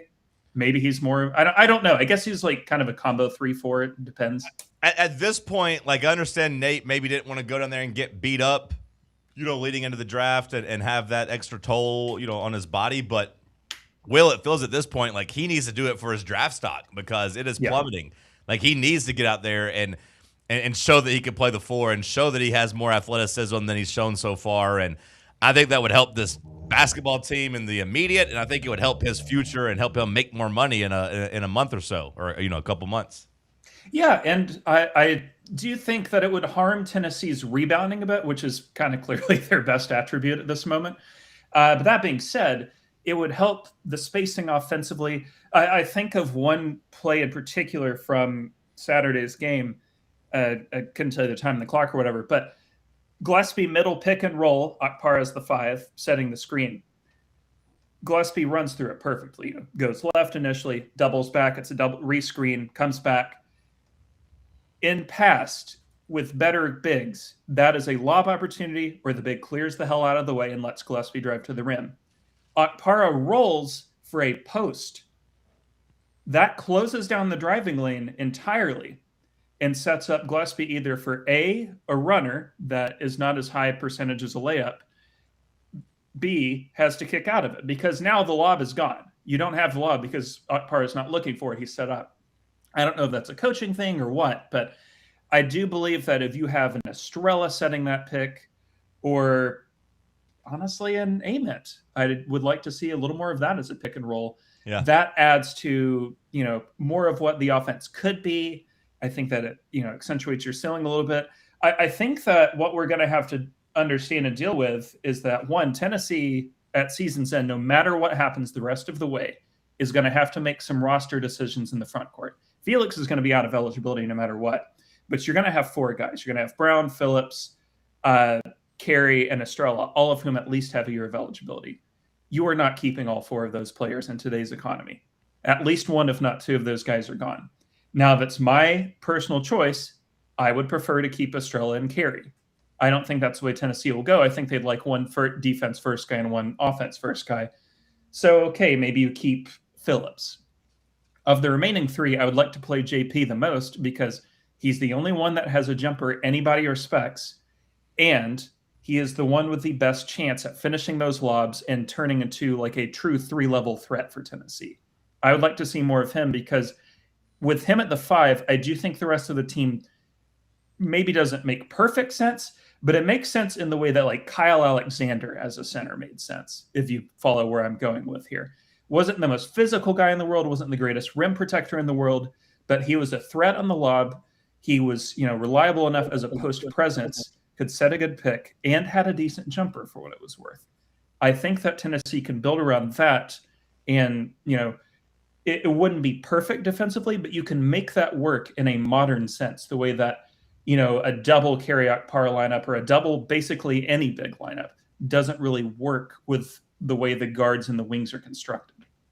Yeah, it's funny you say that because we uncovered the stats by TalkSports that through January 23rd, Felix Okpara has still shot 2 more three-pointers than JP Estrella, which is absolutely crazy when you consider what we thought about those players and the way you talk about their jump shots. Estrella needs to shoot the ball more if he's going to be out there. Yeah, and some of that is just like he's played more, right? Estrella missed a couple of games. He's had this minutes restriction. It's kind of like, frankly, kind of flimsy. I don't understand. Yeah, but it's Felix Okpara. It's Felix Okpara, Will. Like it's 9 attempts that Felix Okpara has. He needs to be at double figures. He needs to shoot at least maybe 1 a game if I am Rick Barnes. And I'm trying to bully him into, hey, if you're going to play, you got to show us you can actually stretch the floor. No, I totally agree. I would like to see more of that. I would be happy to see. I think the big one, and you've touched on it, is a full elimination of the Okpara-Brown pairing. That straight up does not work for me at all. That's repeating skill sets. That's 2 guys that are post first. One guy who can't finish a freaking post up at this point for whatever reason. And with Brown, it's a guy who just fouls too much. I think Tennessee, it's a smart staff is what I'm getting at. They're going to figure something out that works for them to get the most out of this roster.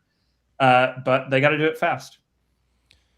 Through 5 conference games, this Alabama team has been giving up about 35 or 40 a game combined from opposing guards. We obviously know that Gillespie is going to be the main guy in that, but who are you kind of looking to maybe kind of step up and give you that scoring punch from a guard standpoint on this Tennessee team outside of Gillespie? Don't laugh, Bishop Boswell, because Boswell is going to get open threes in this game, whether it's by kick out or just by kind of process of elimination based on how Alabama covers. Boswell is going to have the chance to get up 3, 4, maybe 5 3-point attempts in this game. If you can get him to make 2 or 3 of those, that opens up the rest of the offense in a really meaningful way. That gives you more driving lanes. That gives you chances for Evans to crash down to the rim. Amari Abram, maybe Abram and Henderson both. You have no idea game to game how much either of those guys are going to play, if at all. But Boswell, we know, is going to get minutes. He's going to get open shots. It's on him to hit them. And I'd look to him for some secondary scoring. Ideally, if you can get Boswell north of 9 points in this game, and it sounds small, but that is meaningful, I'd feel better about Tennessee's chances. Oh, no, I don't think it sounds small at all. I mean, I think I'd lock in Felix scoring 10. I'd lock in Boswell giving you 8. Like, Tennessee needs somebody to step up and at least get close to double digits. Like, if Boswell can give you 8, I'd be pretty thrilled with that. Because I have seen Nate Ament and Gillespie show that they can, still do the scoring. Ament's offense is coming around, averaging 19 points a game over his last 3. Gillespie really popped off the first half against Kentucky. Let's switch gears. Talking with Will Warren, basket under review. Let's look on the Alabama side. Are they just pretty much the same team we've seen, without Marks, without Spears coming in here? Are they pretty much just that still same kind of carbon copy, go fast, shoot threes, not play great defense, or is there something new to this Alabama team? The new piece is they can't rebound. This is a really, really bad defensive rebounding team. The one that everybody would point to is them getting housed by Arizona, and what I kind of thought was a scheduled win for them. That game that's played in Birmingham every year, it's really rare they lose that, especially as badly as they did there. But it's because they got blown out on the boards. And in every game they've lost minus Vandy, that's been the culprit. They've been blown out on the boards. That makes this matchup against Tennessee pretty appetizing from a Tennessee perspective. Now, the big swing piece I feel like you're going to ask me about, so I'm going to cut you off at the pass, is Bediako. Assuming he plays, which it kind of seems like that's the way that's trending, my answer is I don't really know what his effect is, because the point will be, back when he was on that Brandon Miller team, he was the reason Alabama's rim protection was so good. When he was on the court, they were number 1 in the country in rim field goal percentage allowed. But the way that Alabama team played pick and roll defense then and the way they play it now is very different. Back then, entirely drop coverage, never came up to the ball, funneled everything to about 17 feet, as best as they could. This year's team has been more of like a at the level hard hedge type of thing. And it's allowed teams to really beat them 4-on-3 if they can hit the short roll out of that. This is where I would hope a guy like Felix Okpara could finally have it click for him, because against Houston, if you'll recall, Tennessee attacked the short roll very well in that game with Okpara. Yeah. I'd like to see that come back. Now, if Bediako plays a bunch, they're probably just going to go base drop coverage with him. That could also be a death knell for them if this is a game where Jacoby Gillespie's hitting those pull-up threes. If they're going under everything and, Tennessee's getting open jumpers left and right, I'd like to see him take on it. What the other aspect I'd like to see, as I mentioned earlier, I would love to see Nate Ament be the screener in some of these pick and roll sets. That brings your 2 best offensive pieces up, and that creates a real matchup concern for Alabama. Are you going to play drop coverage and let Ament, pound away from 3, or drive from the perimeter, which he's proven to be quite good at? Probably his best attribute at this point is, just driving downhill and seeing what happens. There's, situationally, it could be better for Tennessee. I would certainly prefer to be coming into this game off of 2 straight wins than a, devastating home loss. But by the same token, Tennessee's off of a bye week. Alabama's off of a bye week. It should be a high quality game. And for better or for worse, Rick Barnes has kind of proven to have the Nate Oates antidote the last few years. 4 in a row for Tennessee against Nate Oates and Alabama. Do you think Tennessee makes it 5 in a row, or do you have Alabama prevailing? It's funny. You talk to, and I've noticed this a little bit with Tennessee as well. You talk to Alabama media members, they all believe they're winning this game. You talk to Alabama fans, they think Tennessee is going to come in and win by 15. They don't like this Alabama team at all. They do not trust the defense whatsoever. The offense is very good, doesn't turn it over. Aiden Holloway has really had a star season this year. I think their shot volume offensively is going to be fine. But there's some key advantages for Tennessee, as I mentioned, that makes me think Tennessee can go in and win this game. It's a rare win for Tennessee where it's kind of a get-right game. Alabama did go 2-0 on the road last week, which is nice for them, but neither game was terribly reassuring. They kind of got diced up by a bad Mississippi State team defensively and barely snuck out of Oklahoma, a bad Oklahoma team, with a win. So I don't think Alabama fans feel terribly, wonderful about their side.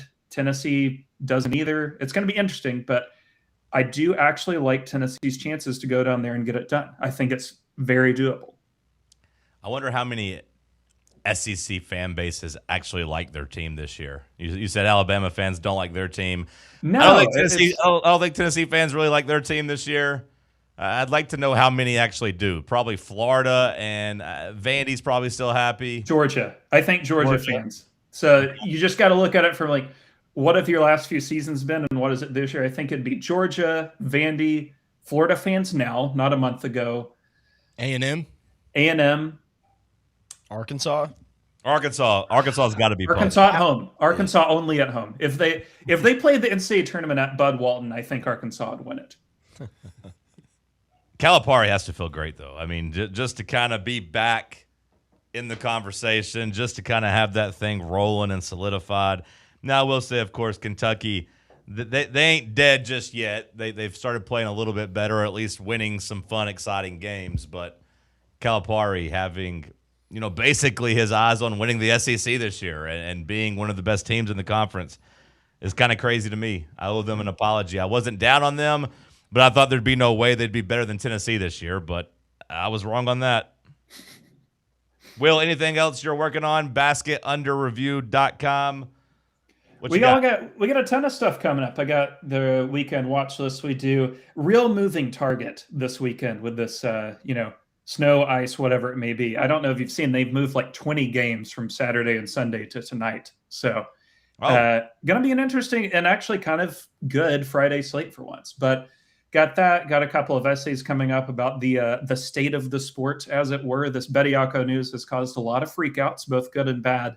And thought it was a good time to review history and see some similar freakouts past and how those have aged. But no, I think, a lot of good stuff coming up. My colleagues do great work, so everybody should go check it out. Do you think Bediako is going to play basketball the rest of the season, or do you think this is just a one-game, one-off kind of situation? Legally, I don't know enough. Jackie could be your guy there. Maybe call up Jackie. Or Ryan Shannon, right? Isn't he a lawyer? We got a couple lawyers I could reach out to. Garza? You could call Garza. I didn't know if there was talk in the college basketball media what they thought about it. The general consensus is just to follow the TRO, which is to say that he will play like 2 to 3 games, and then that's going to be it. It'd be what was the James Wiseman special? 3 games, and then he got heated from the sport. So I think that could be the deal. Will Warren, give him a follow. We always appreciate him for his time. One of my favorites in any sport, but definitely my go-to college basketball talking head now. I can call you a talking head, officially stamped college basketball media member now, not just my guy or just working on his own Substack. He's moving up. No longer underground. For the Final Four. My boy's making moves. Let's go. Wait, before I go, what are your thoughts on this weekend's championship games? Well, you have to tune in to Hour 3 here on Talk Sports, but I have been saying all week that I am not punting on the Broncos' chances. I think not at all. To win with Jared Stidham is what I think. It's Sean Payton, great coach. They mentioned, he'd be the 8th coach ever to take 2 franchises to a Super Bowl. That would actually make sense. I think he's that level of coach. Well, I think he's in a great position now of doing the whole us against the world thing. Nobody believes in us, baby. The nobody believes in us special. Word to Bill Simmons. Will Warren, appreciate you, my friend. We'll talk to you soon. Stick with us. It's Talk Sports on Fan Run Radio. Streaming worldwide at fanrunradio.com and on the free Fan Run app. This is Big Orange Country's sports talk radio superstation. Fan Run Radio, Knoxville. Blackford Veterinary Surgery Referral specializes in surgeries not regularly performed by your pet's general veterinarian. They're currently accepting referrals from vets all across the country. With their newly renovated state-of-the-art surgery center and highly trained staff, clients can rely on professional and thorough care. If your vet says that your pet needs surgery or rehab, ask for a referral to Blackford Vet and let them get your best friend back on its feet. Located conveniently in West Knoxville. For more information, visit blackfordvetsurgery.com. What's up, Fan Run Nation? This is Evan Rogers with ECR Total Landscapes. We're excited to continue our free stump grinding promotion with Fan Run Radio this year through March 31st. If you've got problem trees in your yard, Give us a call and we'll come out and cut them down and grind the stumps for free when you mention you heard us right here on Fan Run Radio. Take it from Russ. We'll treat you right at ECR Total Landscapes. That's right, Evan. I had the ECR team out to Stately Smith Manor last year, and they took down a bunch of trees for me and grinded the stumps for free. Now I don't have to worry about those trees falling on my house, and my yard looks much better. Do what I did. Call ECR Total Landscapes. Thanks, Russ. Call us today and we'll come out and give you a free estimate. Our number is 865-384-2012 and our website is ecrtotallandscapes.com. At Knoxville Insurance Group, they understand the challenges many consumers face when searching for insurance coverage. That's why whether it's for you, your family, or your business, they create a coverage plan specifically for your unique needs. Knoxville Insurance Group is an independent firm, which means they aren't beholden to just one insurance company. They search multiple companies acting as your negotiator to find you the best possible policy and price. Start a quote in minutes at KnoxvilleInsuranceGroup.com or call them today at 865-694-9788.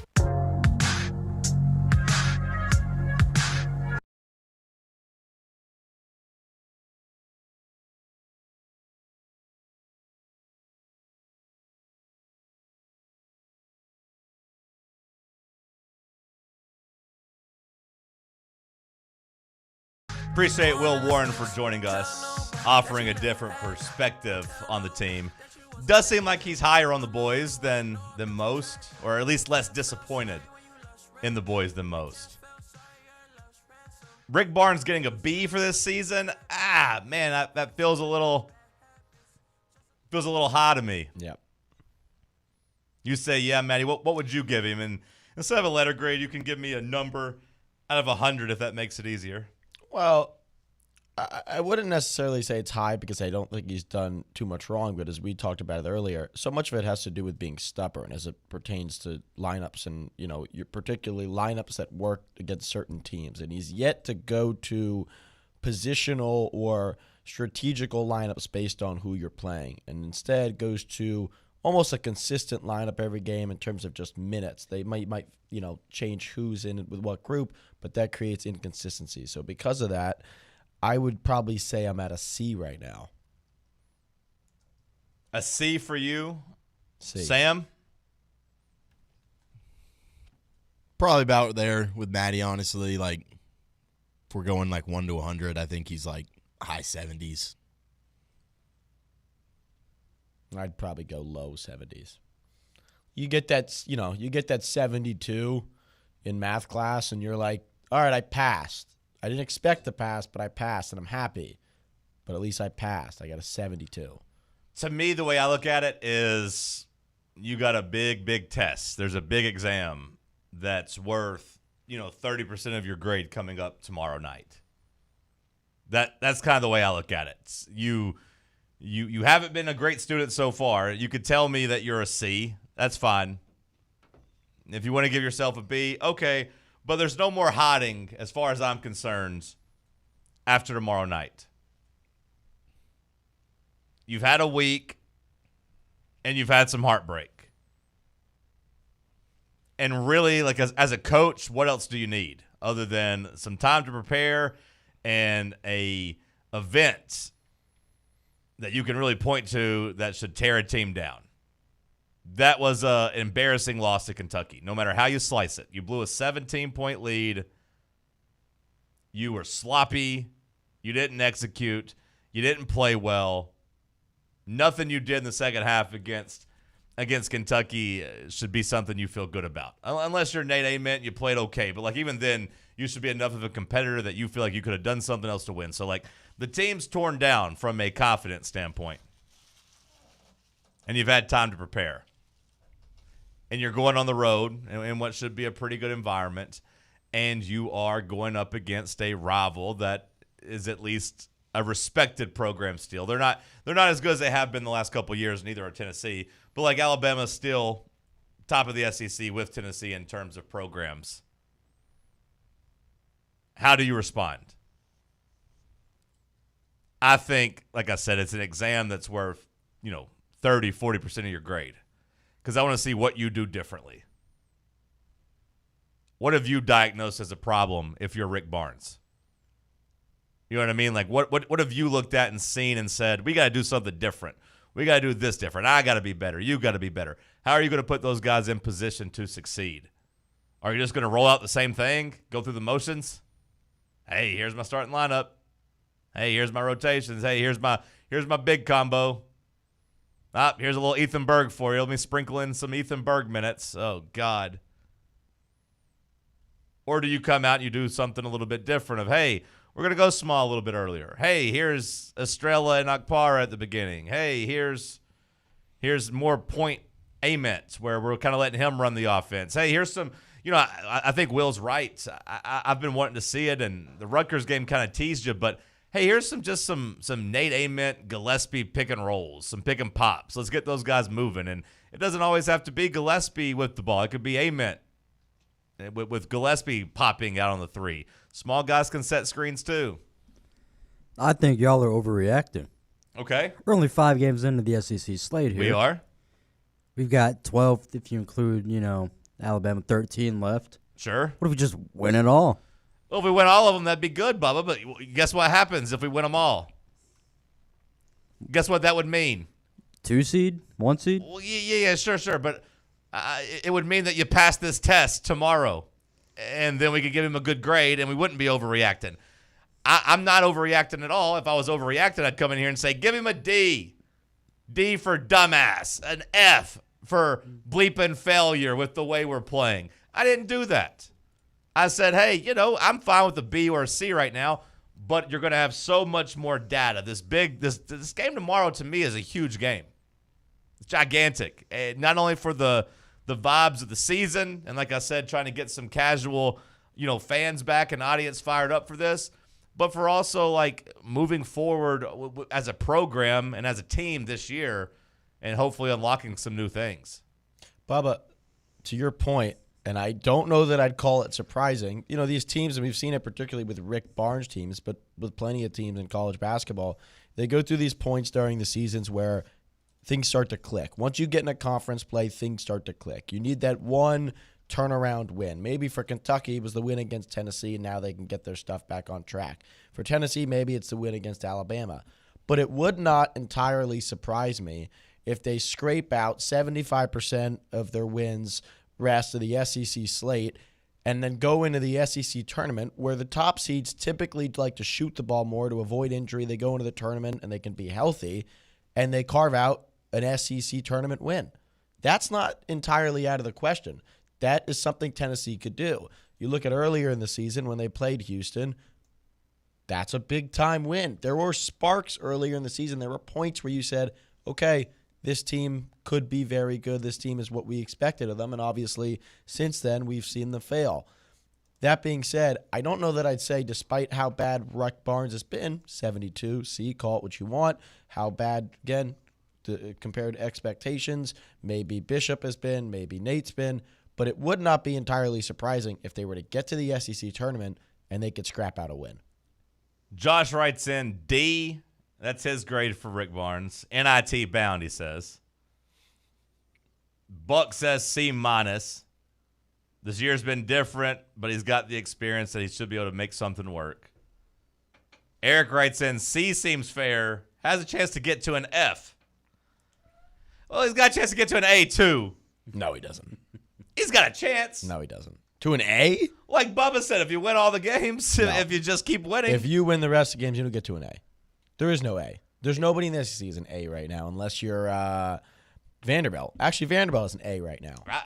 Yeah, I mean, it's hard to say that after a 3-game losing streak, but they have at least exceeded some expectations. But no, if this season flips and you go on a little bit of a winning streak and kind of figure things out and still get to the tournament and get to, the second weekend and maybe find yourself in another Elite Eight or kick the door down to a Final Four, that's an A. We'll talk A when he wins the national championship. Well, again, I don't think we're getting to an A. I'm just saying it's not off the table just yet.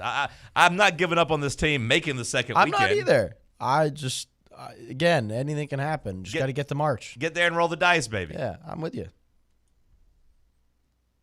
I'm with you. You need that game, though. And this could be it. You need that one game where you just click. You figure things out.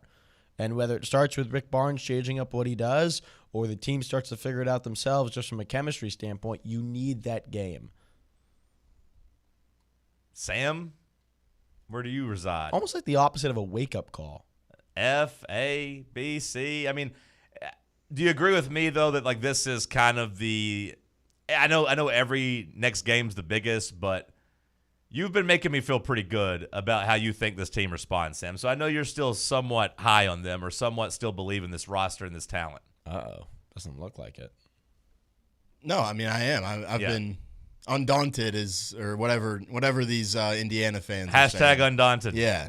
I think that this team is due for a response at some point. 2 huge road games coming up, whether it's Alabama or Georgia is the next one. Like Tennessee's going to go out there and make a statement in one of those 2 games, and I think stylistically, it'd be great Alabama's if we won both of those road games. That'd be awesome. I agree. I think stylistically, Alabama kind of fits into what we want to do, and our strengths are some of their weaknesses. Rick Barnes kind of has Nate Oates' number. I think the basketball gods are going to be with us because of their Charles Bediako stuff. I'm still feeling good. Please save us, basketball gods. Yeah, it was funny listening to Will Warren say, this Alabama team's very weak, like defensive rebounding and defensively in the paint. I'm like, well, that's probably why they went and begged the NBA G Leaguer to come home. Because they were weak in the paint and couldn't play post defense. Let's go get a big body. I think he's a red herring.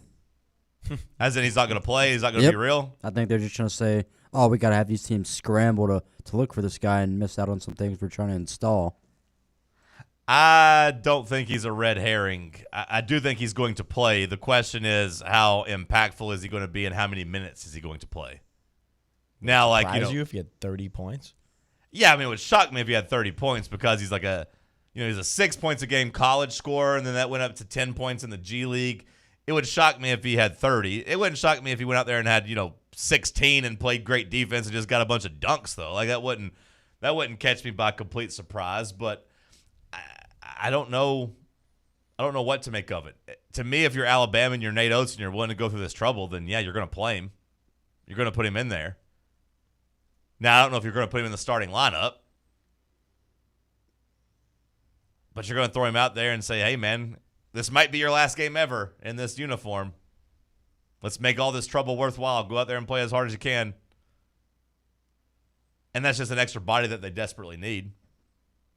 Can I ask you something? Sure, man. Your lineup tomorrow, just because I'm curious. With how Alabama runs, fast-paced, they shoot threes in transition, do you go smaller because you're trying to, subsidize the offensive rebounding so you can guard the 3, or do you try to stay big so you can capitalize on offensive rebounding against a team that's not good at defensive rebounding? 9.9 times out of 10, 99 times out of 100, Maddie, my answer is going to be I want to play small. I want to play versatile. So then what's your rotation tomorrow? That I haven't necessarily hammered out with this Tennessee team. Neither is Rick Barnes. And again, that's why I think tomorrow's such a test, because I do think Nate, like you put Felix out there, I do think Nate at the 4, Evans, Gillespie, and then either Boswell or Henderson, or maybe it's Nate, Boswell, Henderson, and Jacoby, and you're super small. Like I don't know exactly how I feel which 2 I'm picking between Evans, Boswell, and Henderson. But like it's 2 of those 3 guys. I just don't know which ones I'm picking yet. Evans maybe if they're bigger, but then between Boswell and Henderson, like I think you need Henderson shooting out there. But are you getting good Henderson? Is he going to be out there? Is he going to make some shots? It's not like Evans has been a bad shooter. I think Evans is my guy in the lineup. I think Gillespie, Boswell, Evans, Ament, Akbar is your best 5. Yeah, I mean, I think Evans is my pick too, just because he's bigger and more flexible. And like I think if you're going to play small, you need at least a small forward out there who can fly around and play bigger. But my question would still be at the 2 guard between Henderson and Boswell. I think I lean towards Boswell, especially if we get the way he played against A&M. You're giving up too much defense playing Henderson over Boswell, I think. I agree, especially like if Boswell's going to go down there and rebound. But he still has to be – if he's going to be out there, he still has to be a willing scorer, though. He still has to be willing to shoot open threes. Like, I have no question. I have no reservation, Sam, about whether or not Henderson will shoot the ball if it finds him. Mm-hmm. He's going to shoot. He wants to shoot. He's going to shoot. And to me, that is a bonus. It's not always great. He's not always going to make them. But, hey, being a willing shooter is very important if you're out there playing the two guard. I need Boswell to be a willing shooter, or at least be a willing driver, or be somebody down there that is playing like Josh Hart does with the Knicks, where I'm just going to grab 8 rebounds a game and just be all over the place. I was texting with one of my buddies during the Kentucky game, and I was like, I wish we could just make Bishop Boswell, Troy Henderson, and Amari Evans just one player. Just combine them all together. I don't even know if we have to do that. I think I would settle just for combining Henderson and Boswell. Or just make your free throws. That'll do it, too. Just as a team? No, as Bishop Boswell. Oh, just Boswell makes free throws. Well, against A&M he did, and against A&M he was good at drawing fouls. Well, you roll your eyes, but I'm saying I think he's two different players. You should not go to double overtime against A&M. Well, I'm not saying that's a success, but it's damn sure better than losing the game, Matty. I don't like that Rick Barnes goes in the locker room and the first thing he says is, you guys found a way to win, you refuse to lose. That's not good basketball. You shouldn't put yourself in those positions in the first place. And that's a matter of coaching, and it's a matter of lack of physicality. It's a matter of immaturity. But in a game like Kentucky, where you have a chance to stack momentum and stack wins down the stretch, second half, or first half where you played really well, but down the stretch where you did everything you had to do to get in the line, you took advantage that they were fouling and you got in the bonus, and you can't convert at the line, that's bad basketball. On the flip side, I would imagine Mark Pope had a similar locker room reaction when his Wildcats won at LSU. Said, hey, we grew up. We found a way to win. Never say die. And then they relied on that the next game against Kentucky, against Tennessee when they're down 17, and they found a way to do that again. So I didn't have a problem with what Rick Barnes said after the A&M game.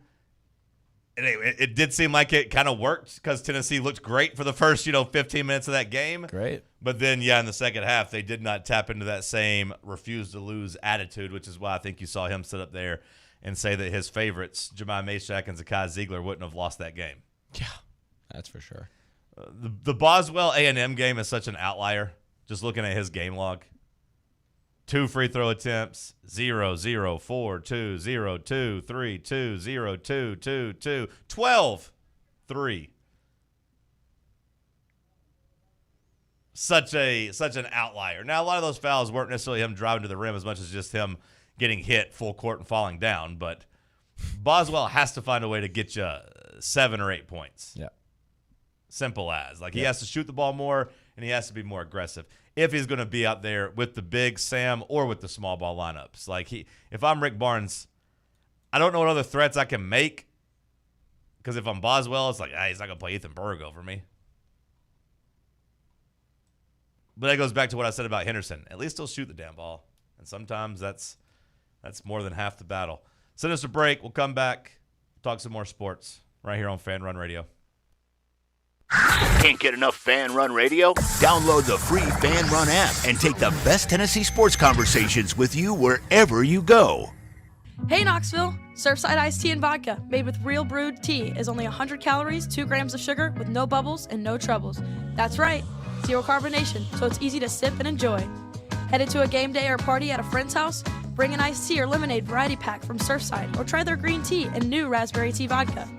Find the can with the sunset stripes this season. Surfside iced tea and vodka, sold at bars, restaurants, and stores near you. Surfside iced tea and vodka, sunshine in a can. Must be 21 or older. Enjoy responsibly.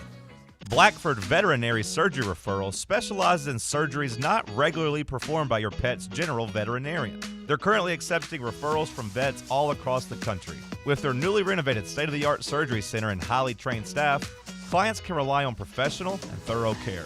If your vet says that your pet needs surgery or rehab, ask for a referral to Blackford Vet and let them get your best friend back on its feet.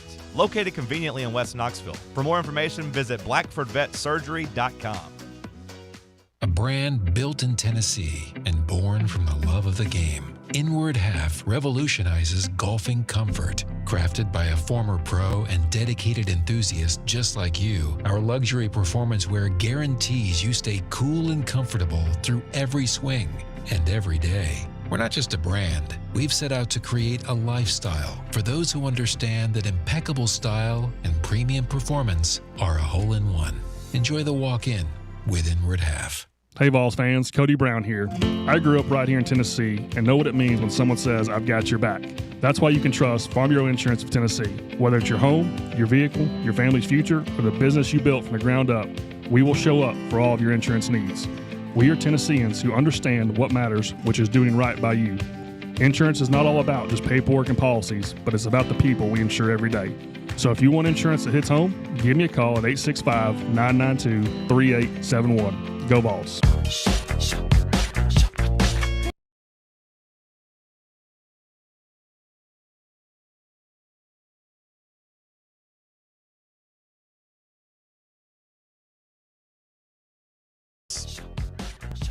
Kind of creepy, allegedly. But I do think he is proven to be an elite coach and kind of an elite trash talker. Todd Golden was doing a radio hit last night when asked about Charles Bediako because Alabama's on Florida's schedule next weekend. And he kind of took a blowtorch to him. Like these other coaches have said, like, hey, it's not right. Hey, we don't really want this. We got to consider what it's doing to high school recruiting, yada, yada, yada.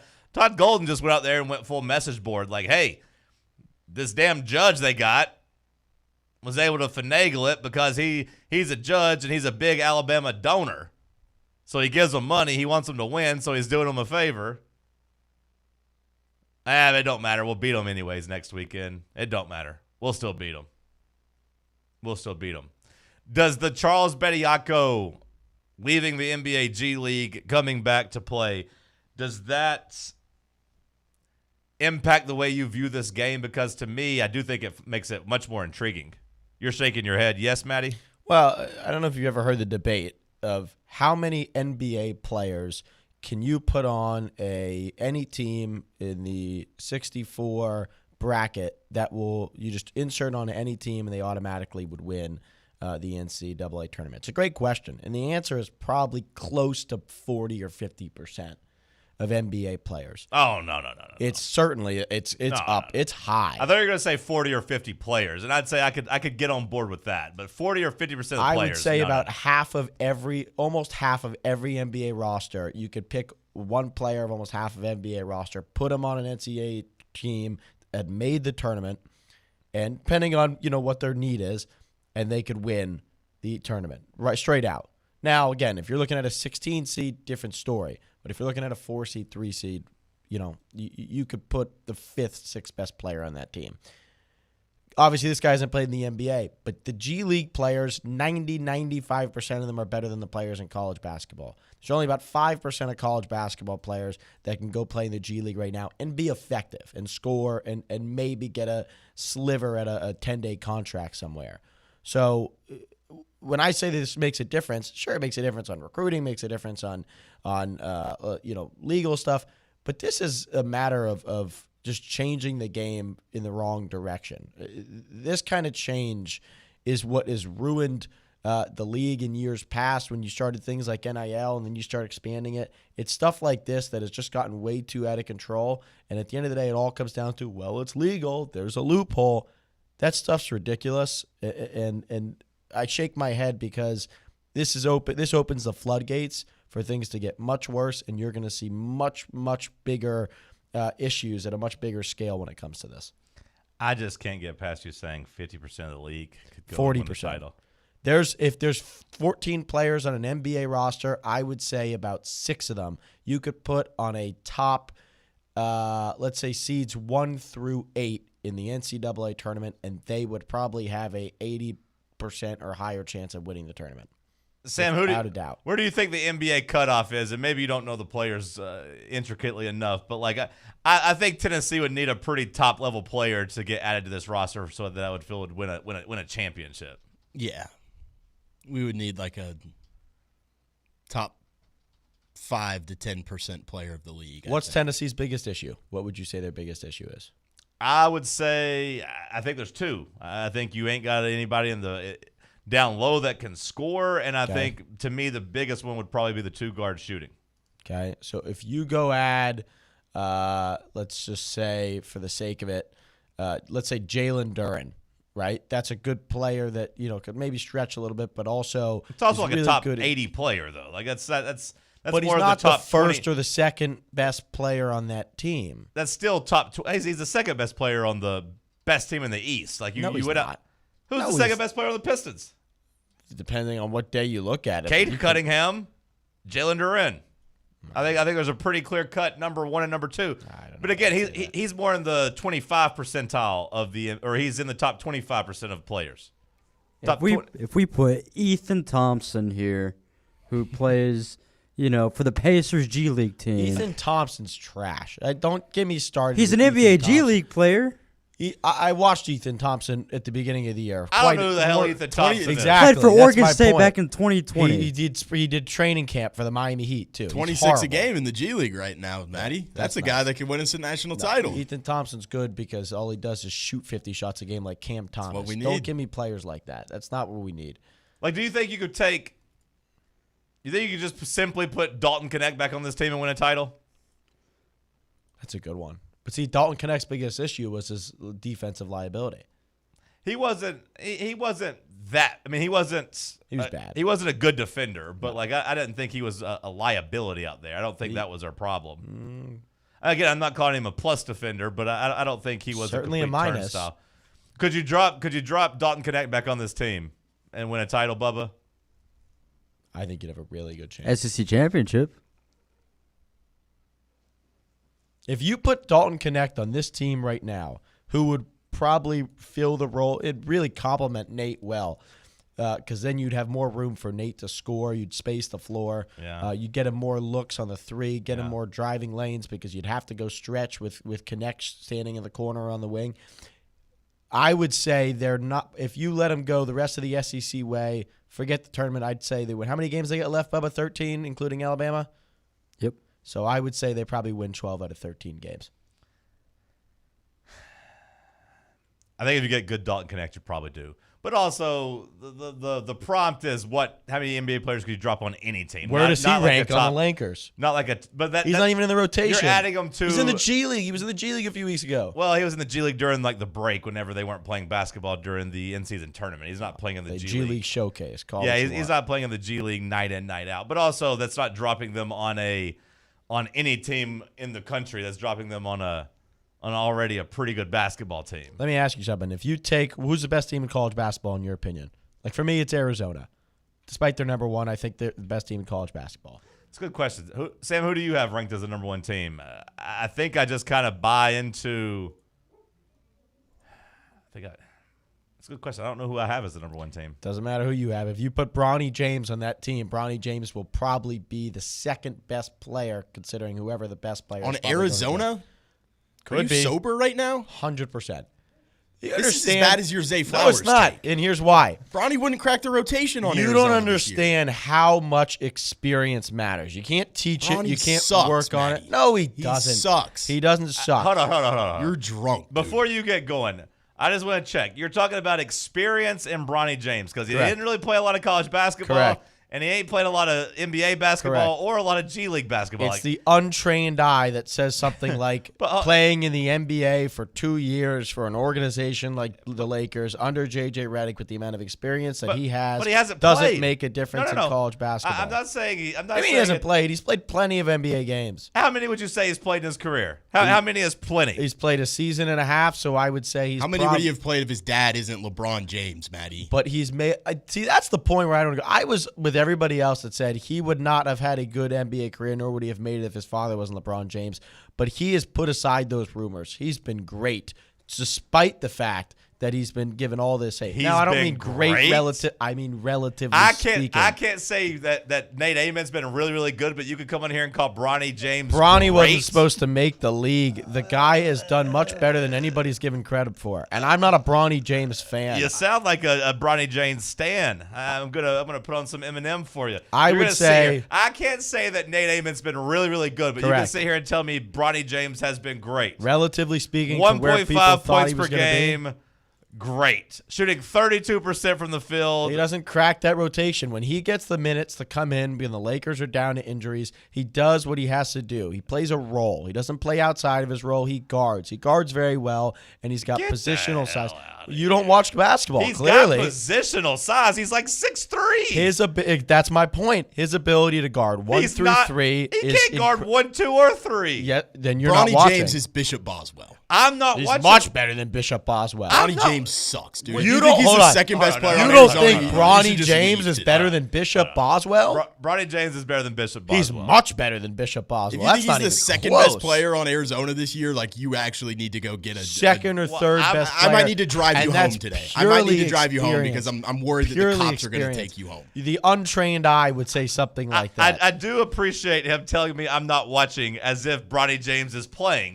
When are you watching Bronny James play? Well, that's my job. I watch the NBA. I watch the G League. I watch the... When are you watching him play if he's not on the court for the Lakers? Bronny James got 19 minutes a game at USC and couldn't average 5 points a game. Don't talk to me about his college He had a heart Oh attack. yeah, okay. Don't talk to me about his So now he'll college be the stats. second best player on the best team in the country. How you play in the NBA matters, but more importantly, having the experience, just being in practice. I'm just still waiting being for him in to tell me games. when the hell he's watching Bronny James play. As The answer to your question he averaged 3 is minutes I a game. can go back and watch the highlights. I'm not sitting down watching 30 screens of NBA games. You're watching the Bronny James highlights? Where do I can find a Bronny watch- James It's a highlight? short reel? Elijah Arenas is better at USC, and he just went through a whole life-altering Again, it's situation. the untrained eye that doesn't understand the experience and the level of discipline you have to make it in the NBA and the G League for that matter. Bronny James would be one of the better players in college basketball right now, just purely out of the experience and the intelligence. You're a moron. It's the I love this NBA take. He's not a top 50 player Maddie, in college. you're doing great. You're getting everybody riled up That's here. not You because don't believe what no, you're saying. No, that's because you guys clearly either don't watch the NBA or you don't care enough about the experience in the NBA. You're right. I don't watch 30-point NBA Just- hold on. blowouts Just- in the last 2.5 just- minutes of the game when he gets in. Just for the record, you're not going to big boy me. I watch more basketball than you do. There's no way you do. I watch more There's NBA no- than you do. you watch watch more the NBA Hawks, than you do. and your best player is I watch- CJ McCollum I now. Okay, that's a dumb take. So I don't want to hear it. This guy watch NBA. Yeah, CJ McCollum's the Onyeka best player on the Okongwu is Hawks. your I don't best even player. watch the NBA, and I know that's not true. Jalen Okongwu's your Johnson's best their best player.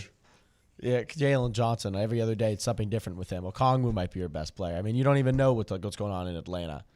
Okay, but I watch enough basketball where I can tell you, and I've been around enough teams. I've been around enough practices. I've been fortunate. I went to high enough- school with Zay Flowers. Yeah, I've been around enough. I've been around enough players and NBA players in my lifetime. I can tell you that experience matters. It's the most important thing What in is he basketball. experienced in? I He has don't- no Sierra experience Canyon. in any. Bronny Sierra James Canyon. in the NBA, his time in practice, his time in the NBA, his sliver time in just playing, but also the amount of time he's had in the G League is what would make him Invaluable. It's the reps you don't see in his driveway. Well, hold on, hold on. So what are you projecting tomorrow for Bediako? For Charles Bediako? He said 30 points earlier. No, in the I didn't game. say Yeah, that. You did. You said, I said, would you be would it- surprised it if was he a had question. 30? He hasn't scored 30 in his I life. didn't say he would. He I hasn't was scored a 30 question. since high school. Bediako's got the question. experience of being around NBA players. He No, he played said some. the experience of playing in the G League. He played- hasn't played 1 minute no, of no, NBA no. basketball. Time out. He played in the Whoa. summer league. There's some NBA players in the summer league. There's some NBA players in the summer league, according Killian to you. Hayes. And you said that only 10% of the college rosters would play in the G League. So he's Give been me- playing with the best of the Fine. best. Give me a hypothetical. How many minutes does he play? Let's say he plays. I'll say 20 minutes, just right smack dab If down the he middle. plays 20 minutes, and again, you can do per 20. You can get the stats Sure, and do per 20. sure. If he plays 4 minutes, we'll have right. to. We'll have to say maybe not We'll enough figure sample, it out. but we'll see. Yeah, if he plays 20 minutes, and by the way, I want the loser of this to run a 5K between the two of us. If he's or Bits 225, we'll see. Yeah, One of the that's two. it, maybe. If he plays 20 minutes, I'm going to go with he puts up at least 12 points. At least 12 points. I'll take the under.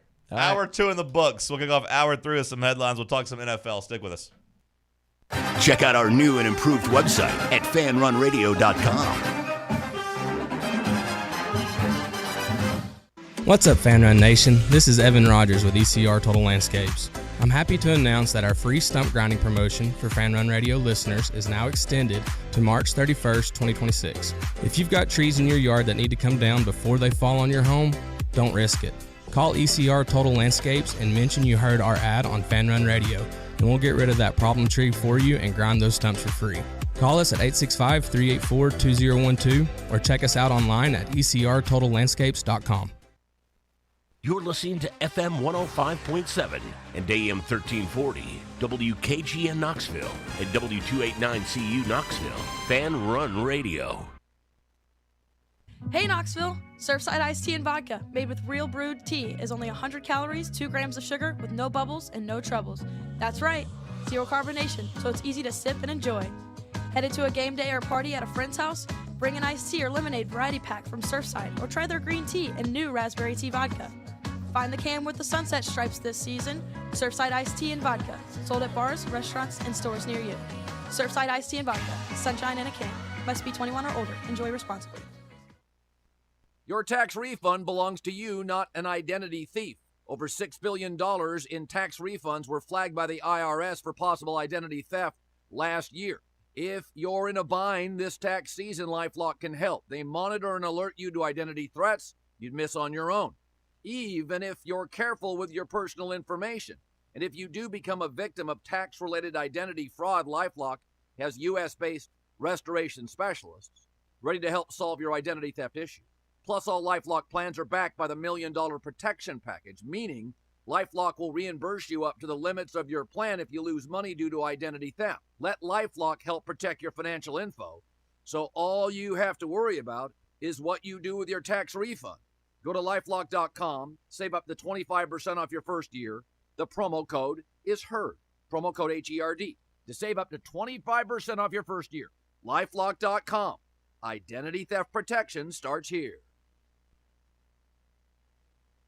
Are you tired of waiting on interest rates to drop before you start saving money? I'm Chris Burleson with University Lending Group, and I've got a better way. With a traditional closed-end mortgage, most of your payment goes straight to interest, not your balance. But with my Smart Loan, every deposit you make cuts your principal immediately and reduces interest in real time. On average, my clients pay off their mortgage in just 7 years. Call me today at 865-388-7634 or visit smartloantn.com and let's turn your income into financial freedom. NMLS number 332941. What kind of day is it? It's a White Claw day. Grab a pack, grab your friends, everything else in life can wait. Your friends shouldn't. Let's go. White Claw. Grab life by the claw. Please drink responsibly. Hard seltzer with flavors. White Claw Seltzer Works, Chicago, Illinois. Round 3. The world's greatest radio show. The world's greatest radio show in Tennessee. Power rankings, Tuesday trivia. John Reed and Cody going wild, no Olivia.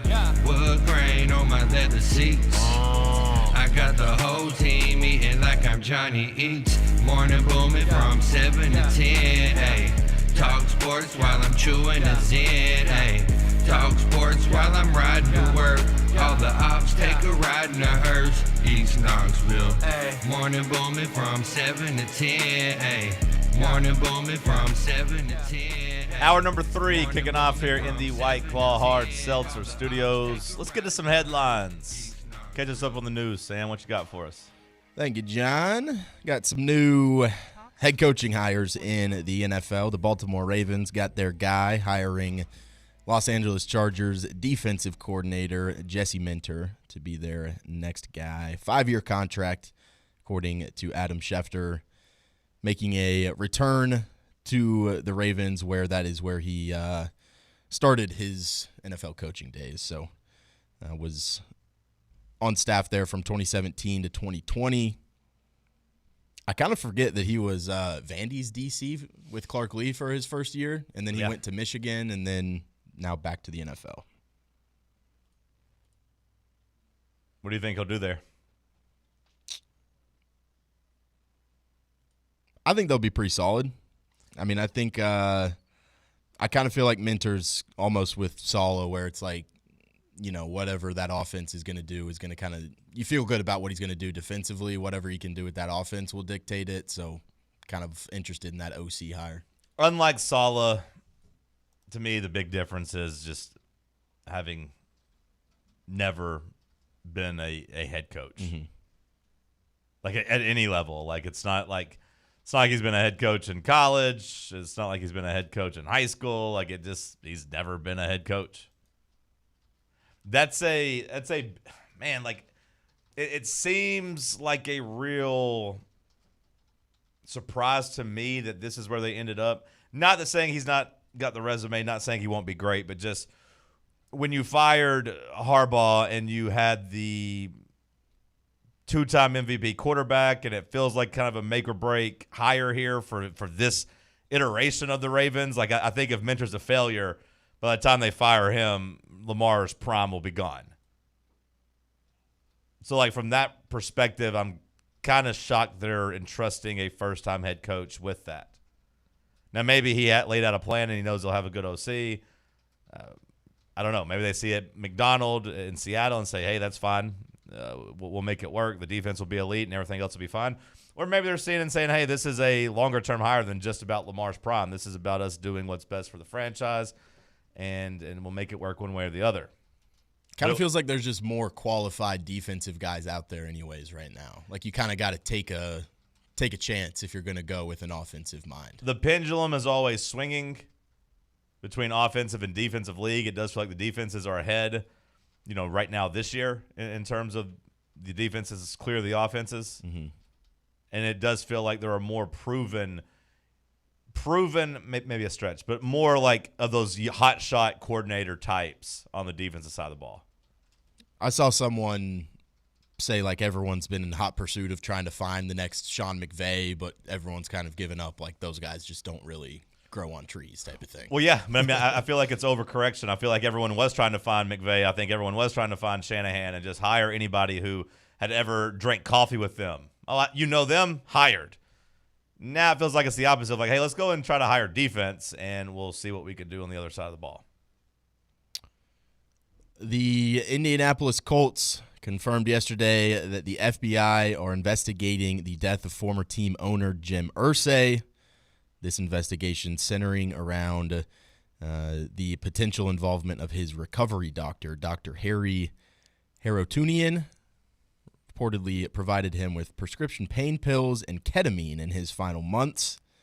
FBI is seeking further information about his death, his substance use, his relationship with that doctor. We'll see what comes out of this, but in the break, Bubba and I were talking about this, and he thinks that maybe this is what caused the Colts' decline.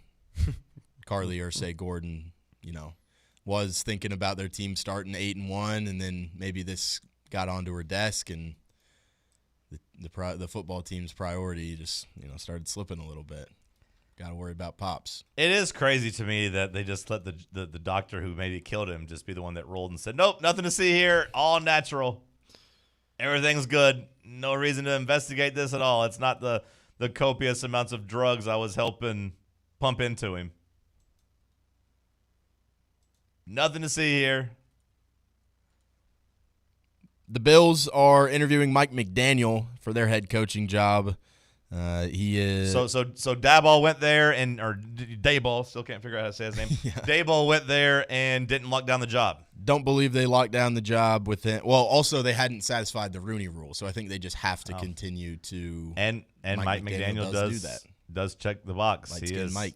He is a minority candidate, so that makes sense. I'll give you some insight on that one. That's despite what people say, McDaniel, man. I mean, he pulled Mostert out of retirement, got him 18 touchdowns. I mean, that offensive mind is something special. What are your thoughts on your new guy, Hafley? You're a Dolphins guy, right? Yeah. When our owner doesn't know the guy's name in a press conference, it worries me how much thought they really put into this search. I thought the timing of it was really bad. I think they had a chance at Harborough, and they really missed out, but we'll see. It's Miami never amazes to surprise me. So by that, I mean they never surprise me. They're just going to lose again. So I actually know what's going to happen. I like McDaniel. I think that'd be an interesting fit in Buffalo. Like if I'm Josh Allen, you could easily sell me on that. You know what I said the other day? How great would he be at Tennessee? I wanted him at Tennessee. As an offensive coordinator? I wanted him as a head coach. Just what Heupel needs? Oh, I mean, you mean the Vols. I was thinking you meant the Titans. I do think McDaniel would be good. I do think McDaniel would be good in college too, just in terms of it's perfect for college. Being a player's coach and relating with the players. Yeah. There's so much more recruiting. breakdown in college and mistakes. It's perfect for him. I don't see him really getting out there and wanting to recruit and whatnot, but he could vape on the sidelines. I He'd think love it. I think McDaniel fits like the Miami Dolphins culture. I don't know if he fits the Buffalo culture. You know what I mean? Like maybe. Wait, you said they were interviewing Mike McDaniel? Yeah. Didn't he agree to go to the Chargers to be the OC? He said that unless he gets a head coaching job, that's where he's going for. Okay. OC. Yeah. So I don't think he's like officially, signed the dotted line over there in L.A. I wonder if like he's actually like it's kind of Daboll with the Titans. Like if he doesn't get a head coaching job, they're thinking that he maybe goes there. Well, yeah, but they haven't announced it like it's actually happening. Like they announced McDaniel was happening. Okay, but I guess if you're Harbaugh, you gotta be like, yeah, go ahead and take these job interviews. But that's kind of crazy. But yeah, I mean, he was intrigued by the idea of coaching Justin Herbert. Of course, he would be intrigued by coaching Josh Allen, and I do think he would help that offense. And I'd love to see all the throws that Tua missed because of lack of arm strength or, lack of accuracy, and then see what they do with Josh Allen up there. Lack of brain. Don't forget lack of brain. Lack of brain. Or he has a brain. It's just very, very clouded and bruised from all the concussions. But, yeah, let's see Josh Allen throwing those deep balls in Mike McDaniel's offense. That would be interesting. Patriots owner Robert Kraft spoke confidently on Tuesday in an interview about the NFL expanding to an 18-game schedule and having each team play one international game per season. That's ridiculous. Says every team will go to 18 regular season games. Will cut down, eliminating one of the preseason games. They'll play just 2, and then every team every year will play 1 game overseas. So they want their goal is to have 16 games overseas. I guess that math would line up, yeah. Which I guess Kraft. I guess maybe not overseas. Maybe they're also include like Mexico from time to time. Just not on U.S. soil. Yeah, throwing some of those games in, but like 16 games seems steep. Like what do we have now? Like 6, 7?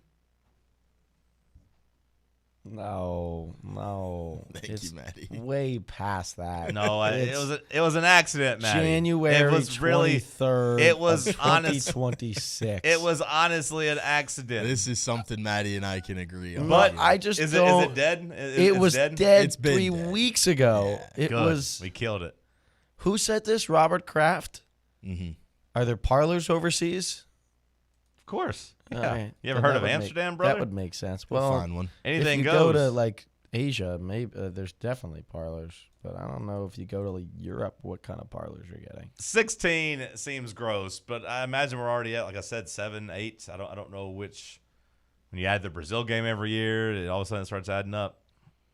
I mean, if I'm like the Players Association, I'm looking at all of these, season-ending injuries with Achilles and ACLs and stuff and saying, well, this is what's happening with a 17-game season. Yeah. Like, what are we going to do? Add another one in there. Right. Brother, add in travel internationally for everyone. it was happening with 16-game schedules, and they went to 17-game schedules because. Was it, though?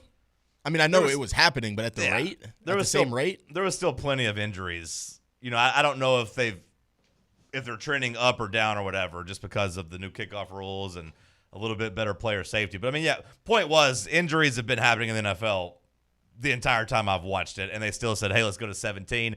And the majority of the NFL players say okay, because the majority of NFL players aren't actually rich. Like True. The majority of NFL players could all use another game check get added, to where the minimum salary goes from $800,000 to $880,000. That extra money is a big deal for a lot of people, and you'll always have people say, yeah, give me more money. The owners will say, give me more money. And ultimately, the players will say, yep, this might shorten my career, but it'll get me paid higher for that one season, so let's go do it. What if they did something like the NBA Cup? Where you like you an get to the in-season- NBA. Yeah, like an you get in-season to the NFL tournament? because all these players get big paychecks at the end of it if you get there. I don't think the NFL could really do it because you have to have a whole week in between games, and like it would just the whole Make it you get 2 games out of the year as part of the cup, counts towards the regular season. You can make it work. I don't think the NFL has to do the gimmicks. Just give them an extra week of games. That's an extra 16 games. Everybody be pretty fired up. Yeah. That means they could sell more to Amazon, and hell, Hulu ain't got nothing. Let's get Hulu Live something. Let's go. YouTube TV exclusive. Hey, the WWE's over in Saudi Arabia. Let's go play some NFL games over in Saudi Arabia. Let's go do that. You think they could do an NFL game at the White House lawn after the UFC fight? We could figure it out. That'd be pretty cool. 50-yard field. We'll make it work. Little arena football rules. It's all good. Big news in Minnesota. Minnesota. Always. Former broadcaster Michelle Tafoya, who spent more than a decade as an NFL sideline reporter for NBC, has announced that she is running for a U.S. Senate seat in Minnesota. Feels familiar, Bubba. I feel like I heard that yesterday. Yeah. Sam doesn't apparently pay attention to things we miss. Was this in the last things yesterday? No, Cody kind of did this 2 days ago. Oh, this is from 2 days ago. Did he? Yeah. Damn. I do remember thanking Michelle Tafoya because I thought you were about to tell me she decided against it or was dropping out or had won, but my bad. It's all good. It's all right. Sometimes that's banana time. The audience. Meghan Trainor. Oh. Have you seen this stuff? That's a good start. I've seen the commercials. Meghan Trainor is receiving some internet backlash as apparently she welcomed a child into the world via surrogate mother. And they're basically there was a picture of Meghan Trainor crying as she's holding her newborn, and people are saying you don't really deserve to take all this shine because somebody else birthed a child for you. Didn't she already? She already has a child who wears glasses and stuff. I've seen it. She's got a newborn, I guess. But now. I thought she had the first one. Why wouldn't she have? She the didn't. second one? Yeah, I don't know. She didn't have this child though, and people are up in arms about it, saying you can't take credit for. How tough the birthing process was and having Wait, do you know who her husband is? What do you Meghan Trainor? Yeah. No, I don't think It's so. the guy. It's the kid from Spy Kids. Oh, really? Yeah. I don't the kid? Yeah. I don't The I one don't with the know if curly that's hair. the rule. So where's the cutoff? When can she love her kid, Sam? According to the internet mob. I don't know. Now if you had I do think it would be a little weird if she, like you said, had her first kid naturally and has the ability to do it, but then was hey, I was fat back then. I lost all this weight. Now I'm skinny. I don't want to have a baby because I don't want to get fat. Here's a surrogate baby. That would be a little bit weird, but. Wait, did she do it influencer style where she at least was in the hospital, sat in a bed and made it look like she had the child herself? Yeah, kind of. Oh, that's so people are saying rent a womb. Yeah, it's like the girls that do days in the life and whatever, and they put their phones next to their bed and then act like they just woke up. People, it's people on the internet are weird for doing stuff like that, but B, mean. People on the internet are mean. Yeah, too. People like us. Did you see the story about the little girl, the little 4-year-old getting death threats? She deserves this 100%. Whoa. The 4-year-old deserves death threats, Bubba? Who? Yeah. Who are we talking about? There's a little 4-year-old girl. Maybe you didn't see her, but she was doing. The NFL. She went 0 for 4. She was picking games, but just by pulling out helmets, the prettiest. That's helmet. on you. That's on you if you're talking trash to this girl. You got to know to fade a 4-year-old. Well, surely nobody was actually betting on what she picked. That sounds like Bubba people was. were. Bubba doesn't seem too pleased with her 0-4 pick. Maybe if you want to give death threats to the parents, okay, maybe. But I think grooming their kid. We can cut off the death threats, I think. Yeah, I mean, but if you tell the parents hey, get a life, this is terrible, you're ruining your kids, you're putting them out there to receive this backlash, yada yada yada. I might listen to that. I don't know if I agree, but I'll at least listen to it. But this 4-year-old is just picking helmets. But she did lose every one, and people apparently they're claiming. Wasn't she? I feel like I had. had seen something that she has been picking for a few weeks now, and in the first couple of weeks she was good, maybe, and then she just dropped off a cliff. In this past weekend, once it actually what happened kind of was gained she some probably traction. got good because of the pick. She finally got the biggest, now most attention, and finally big spotlight, and then blew it. Failed, blew it. It's a great icebreaker in 18 years for her, though. Yeah. Yes, icebreaker with a new therapist as she talks to a new therapist about the way her parents. She's our next Pamela Maldonado or whatever her name is. Pamela Maldonado took a little victory lap. I don't know if you saw that. She said, "Hey, here's all the tickets I cashed on Indiana." Show us your losing tickets. She had too, plus Pam. 1,600 to win the Big Ten, plus 900 to win the national championship. So Don't do that. She said she hammered over either 7.5 or 8.5 win totals. So she was flexing a little bit. Let's not talk about that game, please. Let's keep away from that Oh, subject. how'd that make you feel? So I'm not getting into it. I've already went into it enough times this week. I got more news for you in this game here, Thank Maddie. you. Miami Oh. junior running back Mark Fletcher will end up returning to school instead of turning pro. Isn't that great? I think it makes a lot of sense for college running backs because I think unless you're just going to be one of those special talents that tricks people into drafting you in the first round, which are few and far between for NFL running backs, you can make more money in college. I'd imagine Mark Fletcher is making at least $2 million to come back to school. Yeah. And One that- issue: they don't have a quarterback. Nah, they'll get the guy from Duke. It'll be fine. They'll get Big Mensa. It'll be fine. He's That'll good. do it. He's good. Yeah, he's good. He's just as good as Carson Beck. Yeah, he's good. Like my chances with Sydney Sweeney are good. If she has a couple more movie flops, Maddie, you might have a chance. You run into her down at Club Live down in Miami. They're higher than you think. I'll tell you what. Yeah, I mean, Scooter Braun, he's not that handsome of a guy. You give you a couple years to age and a couple years for her to fall down a little bit where she gets a little desperate and maybe, who knows, maybe she gets on drugs and then she really just lets her. Yeah, but then I don't. At that point, Maybe you'll be too good for her. Yeah. She'll throw her inhibitions to the wind and you'll be like, I don't even want it. Maybe. No thanks. Maybe. What On else, this Sam? day in history, 2012, Sam tells me Joe Paterno died. So there's your this day in history. There you go. We'll talk some football coming up after the break. Let's talk sports on Fan Run Radio. For the fans, by the fans. This is Fan Run Radio, Knoxville. What kind of day is it? It's a White Claw day. Light and refreshing tasting, uniquely cold wave filtered. There's an iconic flavor for everyone. Come on, grab a pack. White Claw. Grab life by the claw. Please drink responsibly. Hard seltzer with flavor. White Claw Seltzer Works, Chicago, Illinois. At Knoxville Insurance Group, they understand the challenges many consumers face when searching for insurance coverage. That's why whether it's for you, your family, or your business, they create a coverage plan specifically for your unique needs. Knoxville Insurance Group is an independent firm, which means they aren't beholden to just one insurance company. They search multiple companies acting as your negotiator to find you the best possible policy and price. Start a quote in minutes at KnoxvilleInsuranceGroup.com or call them today at 865-694-9788. Running a business, coaching a team, planning your next big event, you need more than just gear. You need SM Athletics and Logo Solutions. Custom uniforms, branded apparel, promotional products, done right, done fast, and built to show off your brand with pride. From local businesses to high schools to major universities, SM Athletics is trusted by winners. Get real service, get real quality, get noticed. SM Athletics and Logo Solutions, where your brand comes to life. Visit smathletics.com and let's build something great together.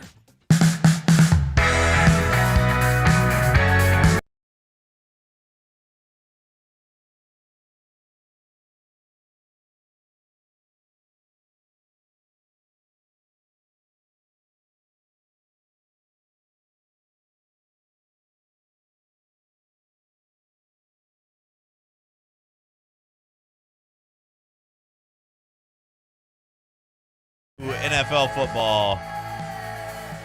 Any of you watch Mike Keith talk with Jim Knowles? Yep. Yeah? Yep. What were your takeaways of Jim Knowles? Unimpressed. Unimpressed. Okay. Scared. The biggest red flag coming in was like the guy's too complex. People can't understand his defensive schemes. He doesn't know how to explain it. I picked up on that the second I heard him speak. Ohio State fans, where he coached, were not fans of him, even when they won the national championship. That should tell you everything you need to know. But just listening to him, he just doesn't seem like he has the energy and the charisma to lead a defensive team, certainly from a culture standpoint. You better have good leadership under him because it doesn't look good right now. Well, I think it was important to have, Aaron Carter come back. Yeah. And I also think, and Jim Knowles said it when he was talking with Mike Keith, said it was important to have coaches and players follow him, which he said he'd never really had before. So if you are someone worried about Jim Knowles' transition, he's at least aware of the conversation about his defense. His quote, this is me reading, quote, "Every new opportunity that you have to install it," talking about his defense, "you got to find better ways. So I think part of being a great coach is being adjustable and adaptable." Shout out to Kim Caldwell. "And listening. A lot of guys get stuck in their ways. So if that's what some players may have said, I have to take that into account. And we're looking at ways to simplify things early on so we can make more progress quickly." Now, one of those things is having coaches who have been with me, which I haven't had in the past. So that always takes time. And having some players that have been with me too. So I think we'll be way ahead on both of those counts. Sam, Bubba, how does that make you feel hearing Jim Knowles say that? I think I'm at the point where I'm probably not going to make a whole lot of snap judgments about this group in just a year. So you're still just kind of wait and see. First year, there'll be some growing pains. Not going to really worry about it until we see what it looks like. I mean, I want to 2 see years from now. you want to see the light at the end of the tunnel type of thing, but I'm definitely not expecting this group to just have it all figured out immediately. I think getting a transfer player, though, on each level of the defense that's familiar with it is huge. Like, you get Chaz Coleman on your D-line. You get Amari Campbell as kind of like your green dot guy. You get that DeJuan Lane kid out in your secondary. I think having 3 leaders that have been in that unit before is going to be big time. I think that's fair. I mean, and I think he's acknowledging, hey, I got some players to help me. Each level. That's important too. Hey, defensive line, this is kind of what we're supposed to do. Hey, linebackers, hey, here's what we're supposed to do. Safeties, hey, defensive backs, this is kind of what it's supposed to look like. That is nice. Having the coaches is nice. But, man, hearing you say that, and I don't think you're wrong, but hearing you say, not really going to judge the defense this first year. Didn't make me think about how we kind of said the same thing about the offense. Of 2 freshmen out there. What are you going to do? How much can you really judge those? That's a bad place to be in, where you don't have a lot of confidence in your defense or your offense because of either youth or because of a new system. I feel like you're pretty committed to the moves that this team has made, I think, in this offseason are indicative of we haven't had a good year, but I don't think Josh Heupel's getting fired next year either.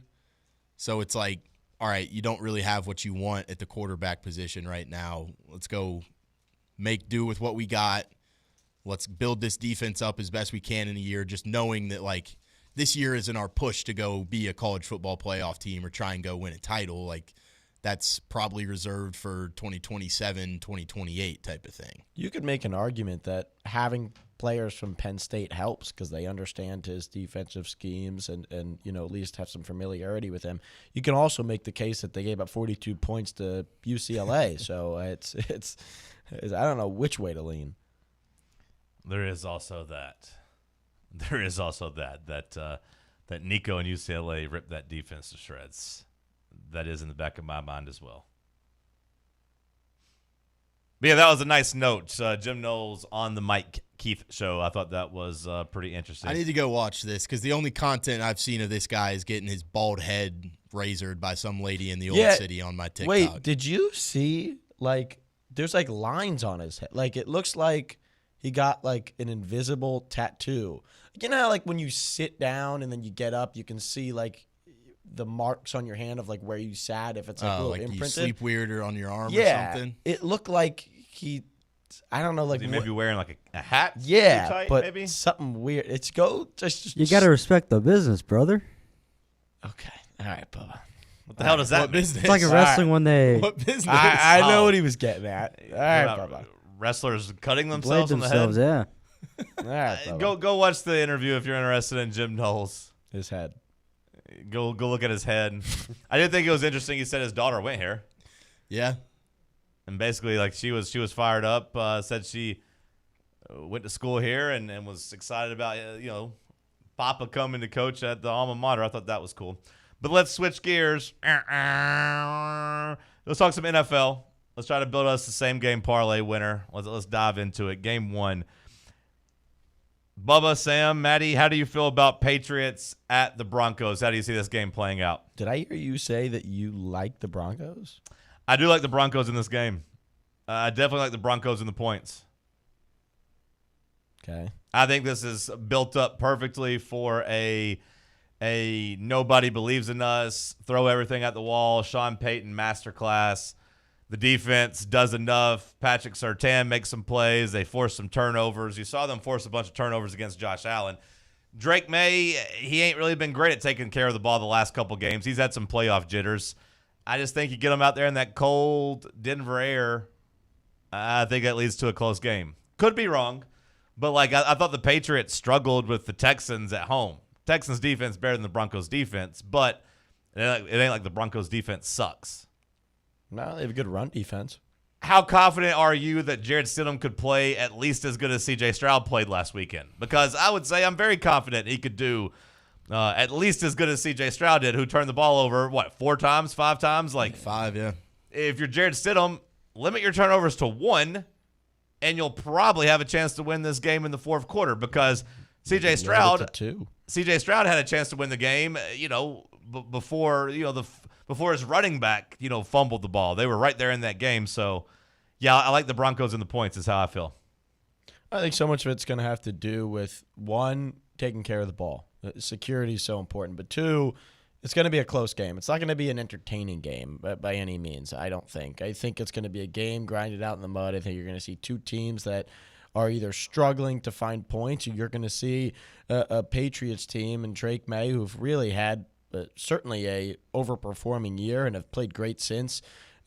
They've shown that they can have consistency, and they've kind of put the overperforming notion to bed. And I think you're either going to see a close game or you're going to see a blowout by the Patriots. There's no world where the Broncos win this game by more than a touchdown. I did appreciate what Stephen A. Smith said. Hey, Patriots, if you lose this game, the whole season's a failure.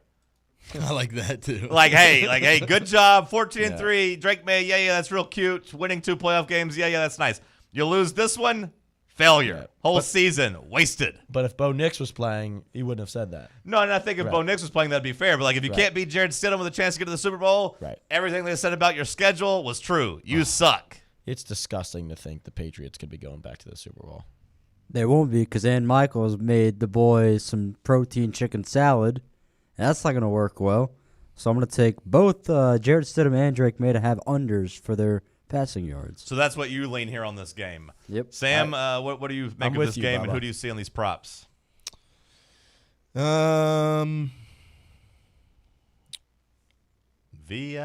play. I know I want to go to like a sack thing, but I know that those are hard to. Yeah, hard don't to do a come sack by. thing. So but you feel like both. What is it with you and Bubba and these damn sack props? I just want Little Arms Will Campbell to give up a sack to Nick Benito, and I think that's probably going to happen. Okay, you can put that on record, but that's not going in our parlay. Okay.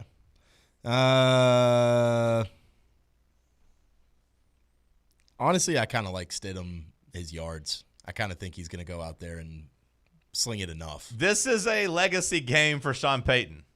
This is a bleep you, did you forget who I am type of game from Sean Payton, who was, a decade ago thought of as Sean McVay, thought of as Kyle Shanahan. I mean, I know we don't necessarily still think of as Payton as that offensive genius, despite him going to Denver and coaching up Bo Nix and winning a whole bunch of games. But, I imagine Sean Payton had more pep in his step this week than he has, since they were putting bounties on people's heads. Since they were trying to kill Brett Favre, 13 years ago, 14 years ago, I'd imagine this has been as fired up as Sean Payton's been because every single person is writing them off and saying that Jared Stidham sucks and saying they aren't going to be able to move the football.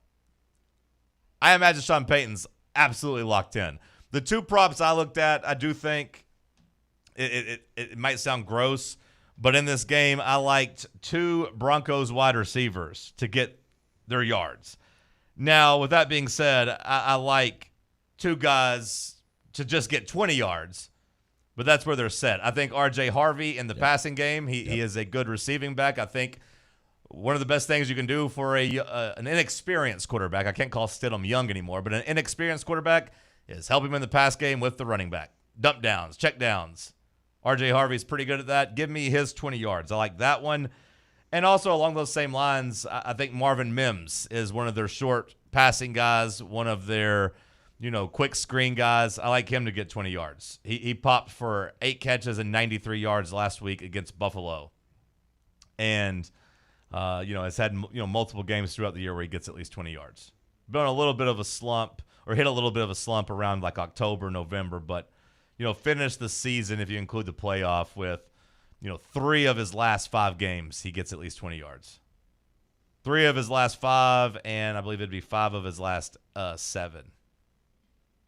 Maybe 5 of his last 8. 5 of his last 8. Thoughts there? Kind of my thinking is Cortland Sutton probably going to get the Christian Gonzalez treatment. Mm-hmm. They're probably going to try to take him out. And I do think Stidham's going to get the ball out quick. Mims is one of their, go-to screen pass guys, and R.J. Harvey there as well.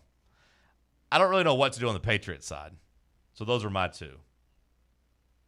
I like Harvey. That's an easy one. I feel like that's almost a given. You don't like Mims? No on the Mims? With only being 2 games, I was going to put at least 2 things from each game in there to get us to at least 4. Is there another one that stands out to you more? Do we go back to the field goal well? Do we go back to the Drake May well? Drake May rushing? Because Josh Allen did have some run lanes against Denver's defense. What is that at? Drake May rushing. Drake May rushing. He didn't really rush at all against the Texans. The rushing props these players have, Drake May's at 30.5. Stidham's at 13.5. Ramondre Stevenson, 49.5. Travion Henderson, 34.5.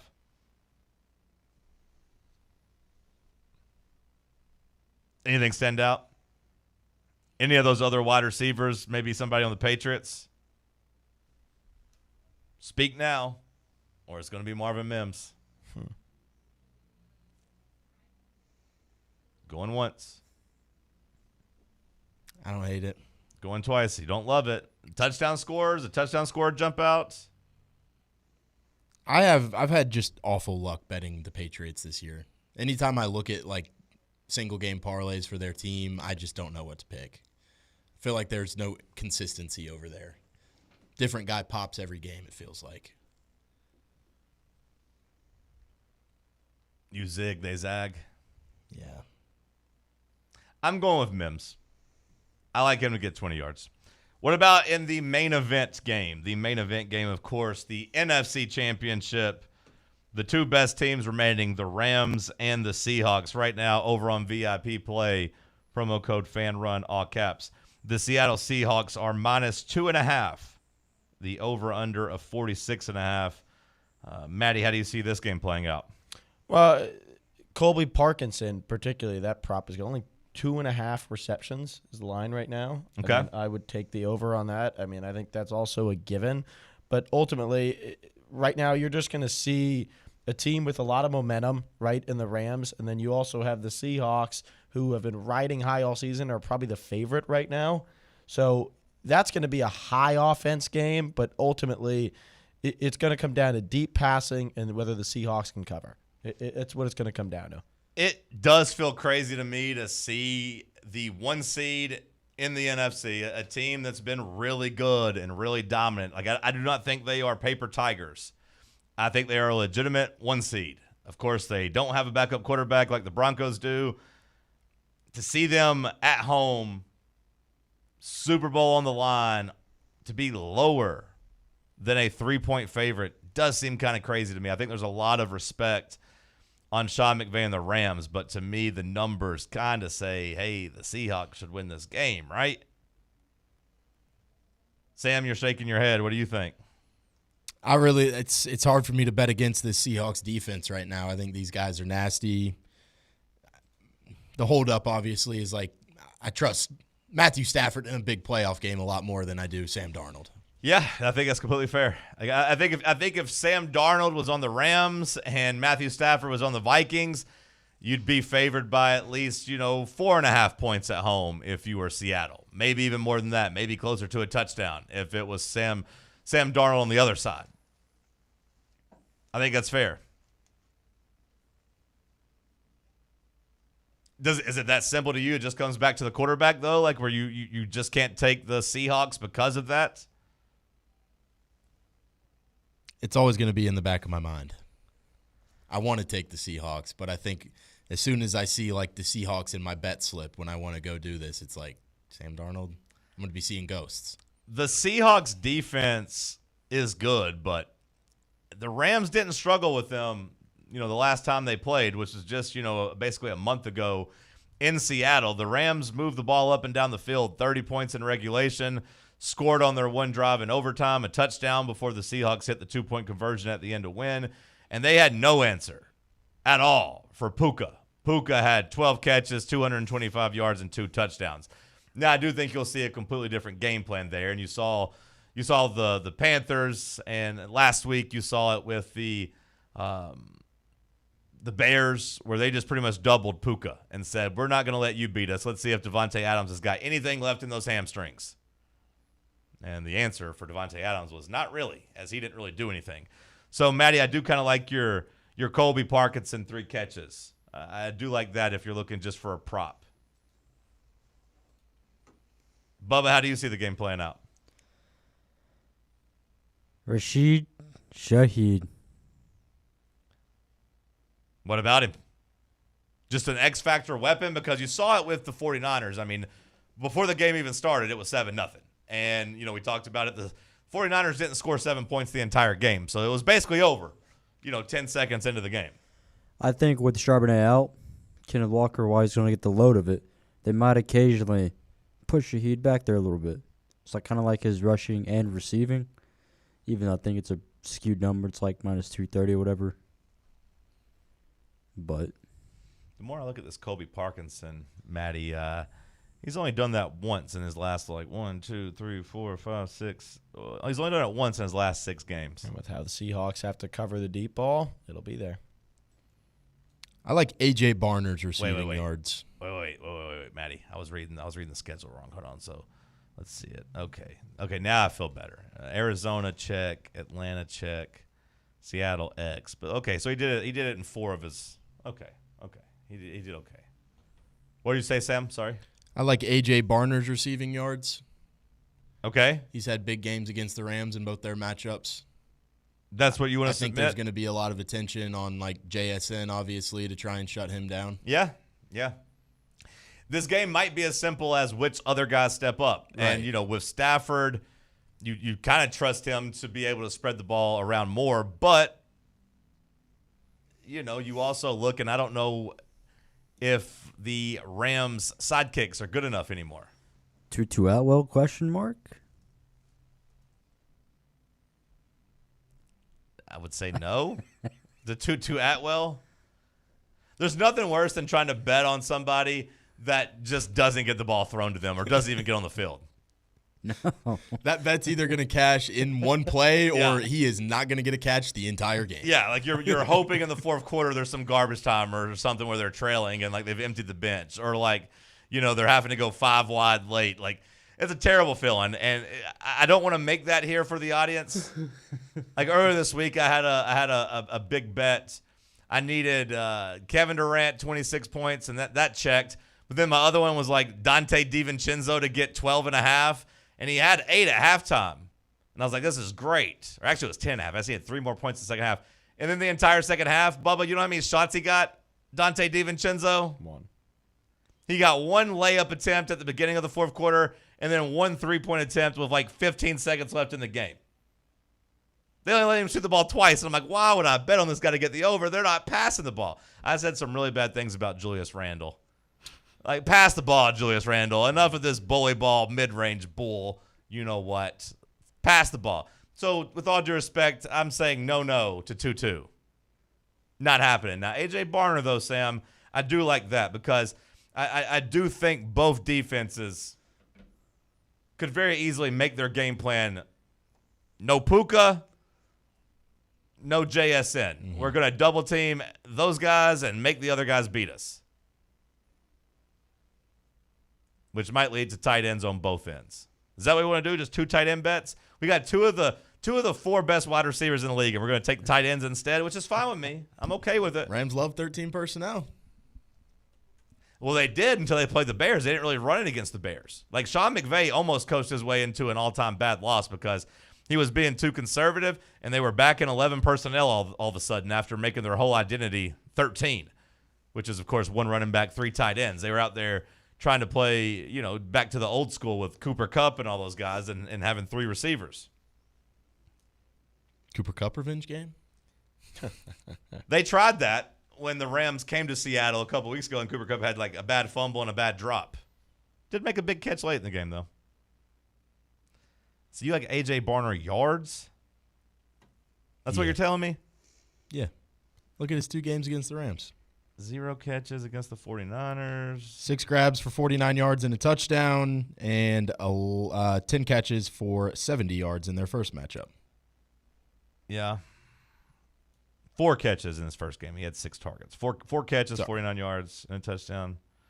10 for 70. Okay. Works for me. This parlay is not going to hit. The freaks, you ain't got to ride this one. This one feels gross. R.J. Harvey, Marvin Mims, Colby Parkinson, A.J. Barner. Not a lot of star power on this parlay. Although last week we had Puka and he failed, and we had Chris McCaffrey and he failed. So, like, the star power wasn't there for last week. And what wins, wins. The stars let us down. That's a good point by you. It's all green. All right, R.J. Harvey, Marvin Mims, Colby Parkinson, A.J. Barner. That's the parlay. 20 yards for Harvey, 20 yards for Mims, 3 catches, right, for Parkinson. This parlay kind of feels like how Maddie was talking about the Patriots-Broncos. Like, it's either going to be a blowout by the Patriots or it's going to be a real close game that, you know, the Broncos can go get. Like, we're going to go 4 for 4 or this thing's going 0 for 4. There's no world in which the Broncos win by a touchdown, more than a touchdown. All of the back half of my fantasy season, once I had Laporta go down as tight end, I was trying to find tight ends to work, and I had my fair share of Dalton Knox and Colby Parkinson weeks, and I hate watching Colby Parkinson. I absolutely despise it. That's not nice. I hate watching him. He drops the ball. It's always hitting his fingertip and usually going off and hitting the ground. Hopefully he makes some damn catches this week. Download the VIP Play app. Use the promo code FANRUN, all caps. Bet $20, get $100 in bonus bets. They come in $10 increments. You get $10 bonus bets. Support the people who support us. Gambling problem, call 1-800-889-9789. Must be 21 or older and located in Tennessee to bet. Again, use the promo code FANRUN, all caps. Build that parlay. One more time for the people. R.J. Harvey, 20 yards receiving. Marvin Mims, 20 yards receiving. Colby Parkinson, 3 catches. A.J. Barner, over 27.5. You ain't got to love it, but just set it and wait for the money to roll in, according to Maddie. Cha-ching. Last call on the other side. Stick with us. Take Fan Run Radio with you on the all-new Fan Run app. Just search for Fan Run Radio wherever you download your apps. For over 3 years, Crumble Cookies has served the Knoxville area. From Clinton Highway to Parkside Drive, even our friends out in Maryville have reached you, our fans, with the best cookies in the game. This fall, Crumble is gearing up for yet another fantastic season. Whether you're tailgating or looking for a pick-me-up after getting the kids from school, Crumble has you covered. Download the Crumble app to check out this week's rewards and features. And stop on by. Tell them Fan Run sent you, but don't miss the cookies. Blackford Veterinary Surgery Referral specializes in surgeries not regularly performed by your pet's general veterinarian. They're currently accepting referrals from vets all across the country. With their newly renovated state-of-the-art surgery center and highly trained staff, clients can rely on professional and thorough care. If your vet says that your pet needs surgery or rehab, ask for a referral to Blackford Vet and let them get your best friend back on its feet. Located conveniently in West Knoxville. For more information, visit blackfordvetsurgery.com. Welcome to Axle Logistics, where excellence isn't just a goal, it's an energy. As a leading third-party logistics company, Axle is powered by an award-winning culture built on a work hard, play hard mentality. Here, the drive for success is contagious and hard work never goes unnoticed. Whether you're just starting out or looking to level up, Axle Logistics is the place to launch your career. Join us and take your ambition to the stars. To learn more, visit axlelogistics.com. A brand built in Tennessee and born from the love of the game. Inward Half revolutionizes golfing comfort. Crafted by a former pro and dedicated enthusiast just like you, our luxury performance wear guarantees you stay cool and comfortable through every swing and every day. We're not just a brand. We've set out to create a lifestyle for those who understand that impeccable style and premium performance are a hole-in-one. Enjoy the walk-in with Inward Half.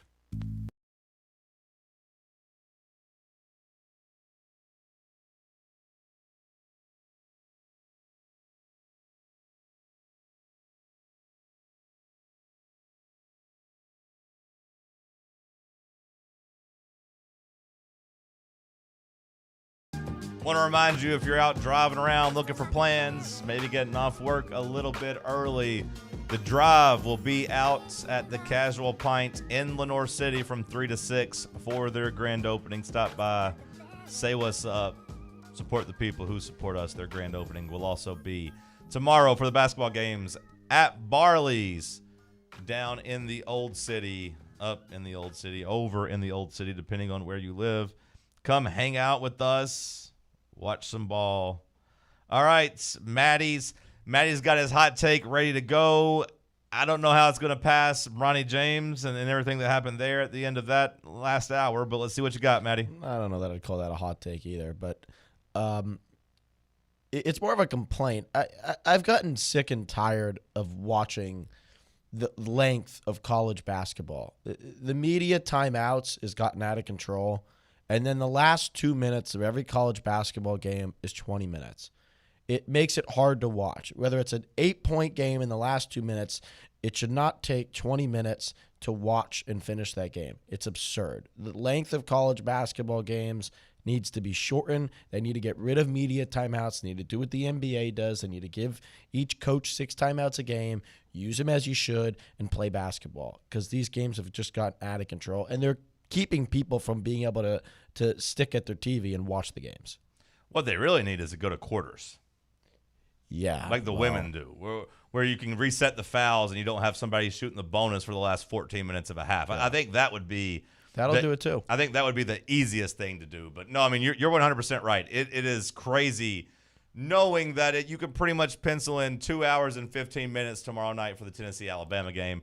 And it might be closer to 2 hours and 30 minutes for that game. It is ridiculous. I don't want to know when my next bathroom break is because I know we're getting under 12 minutes. That's absurd.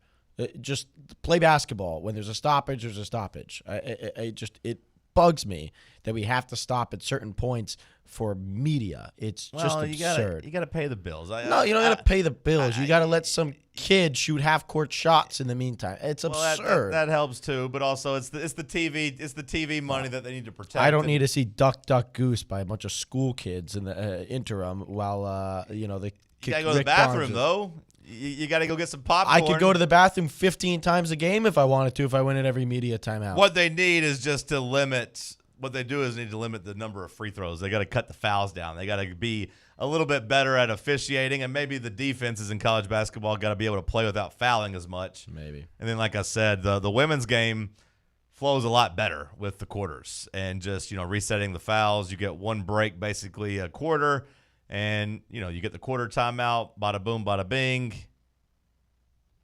You're not shooting free throws the entire second half or the whole, last 15 minutes of the first half. Oh, Sam, forgot to tell you. I told you I went to high school with Zay Flowers. You know who else I went to high school with?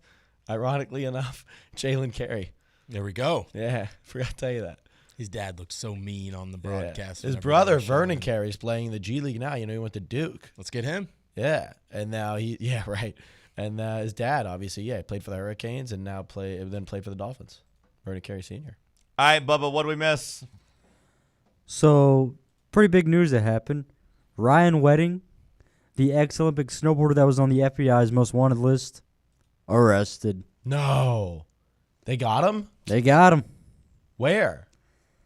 That's a great question. Who is it, Bubba?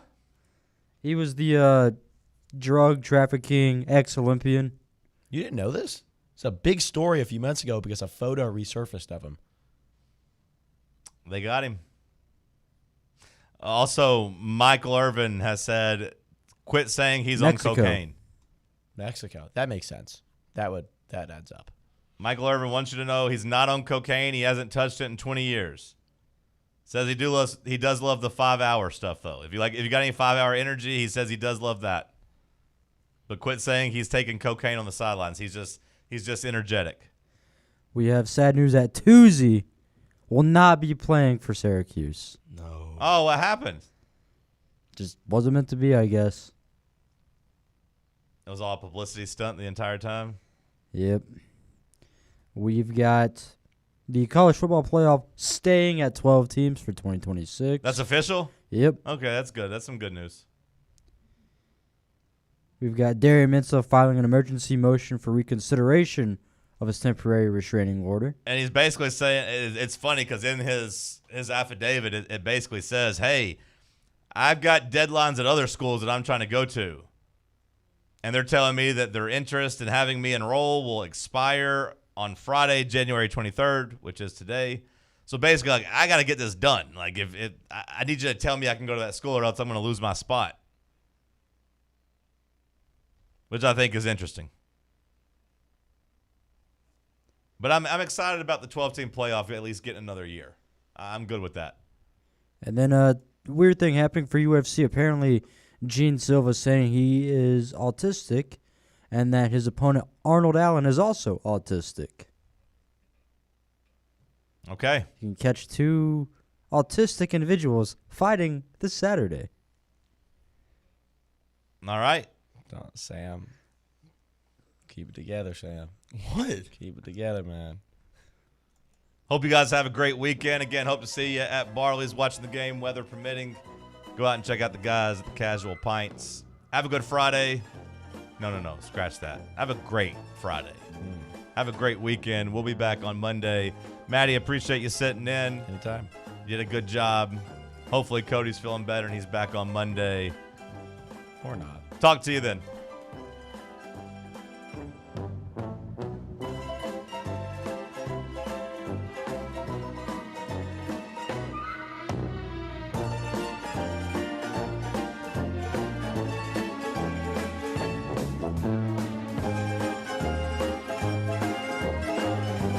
Take Fan Run Radio with you on the all-new Fan Run app. Just search for Fan Run Radio wherever you download your apps.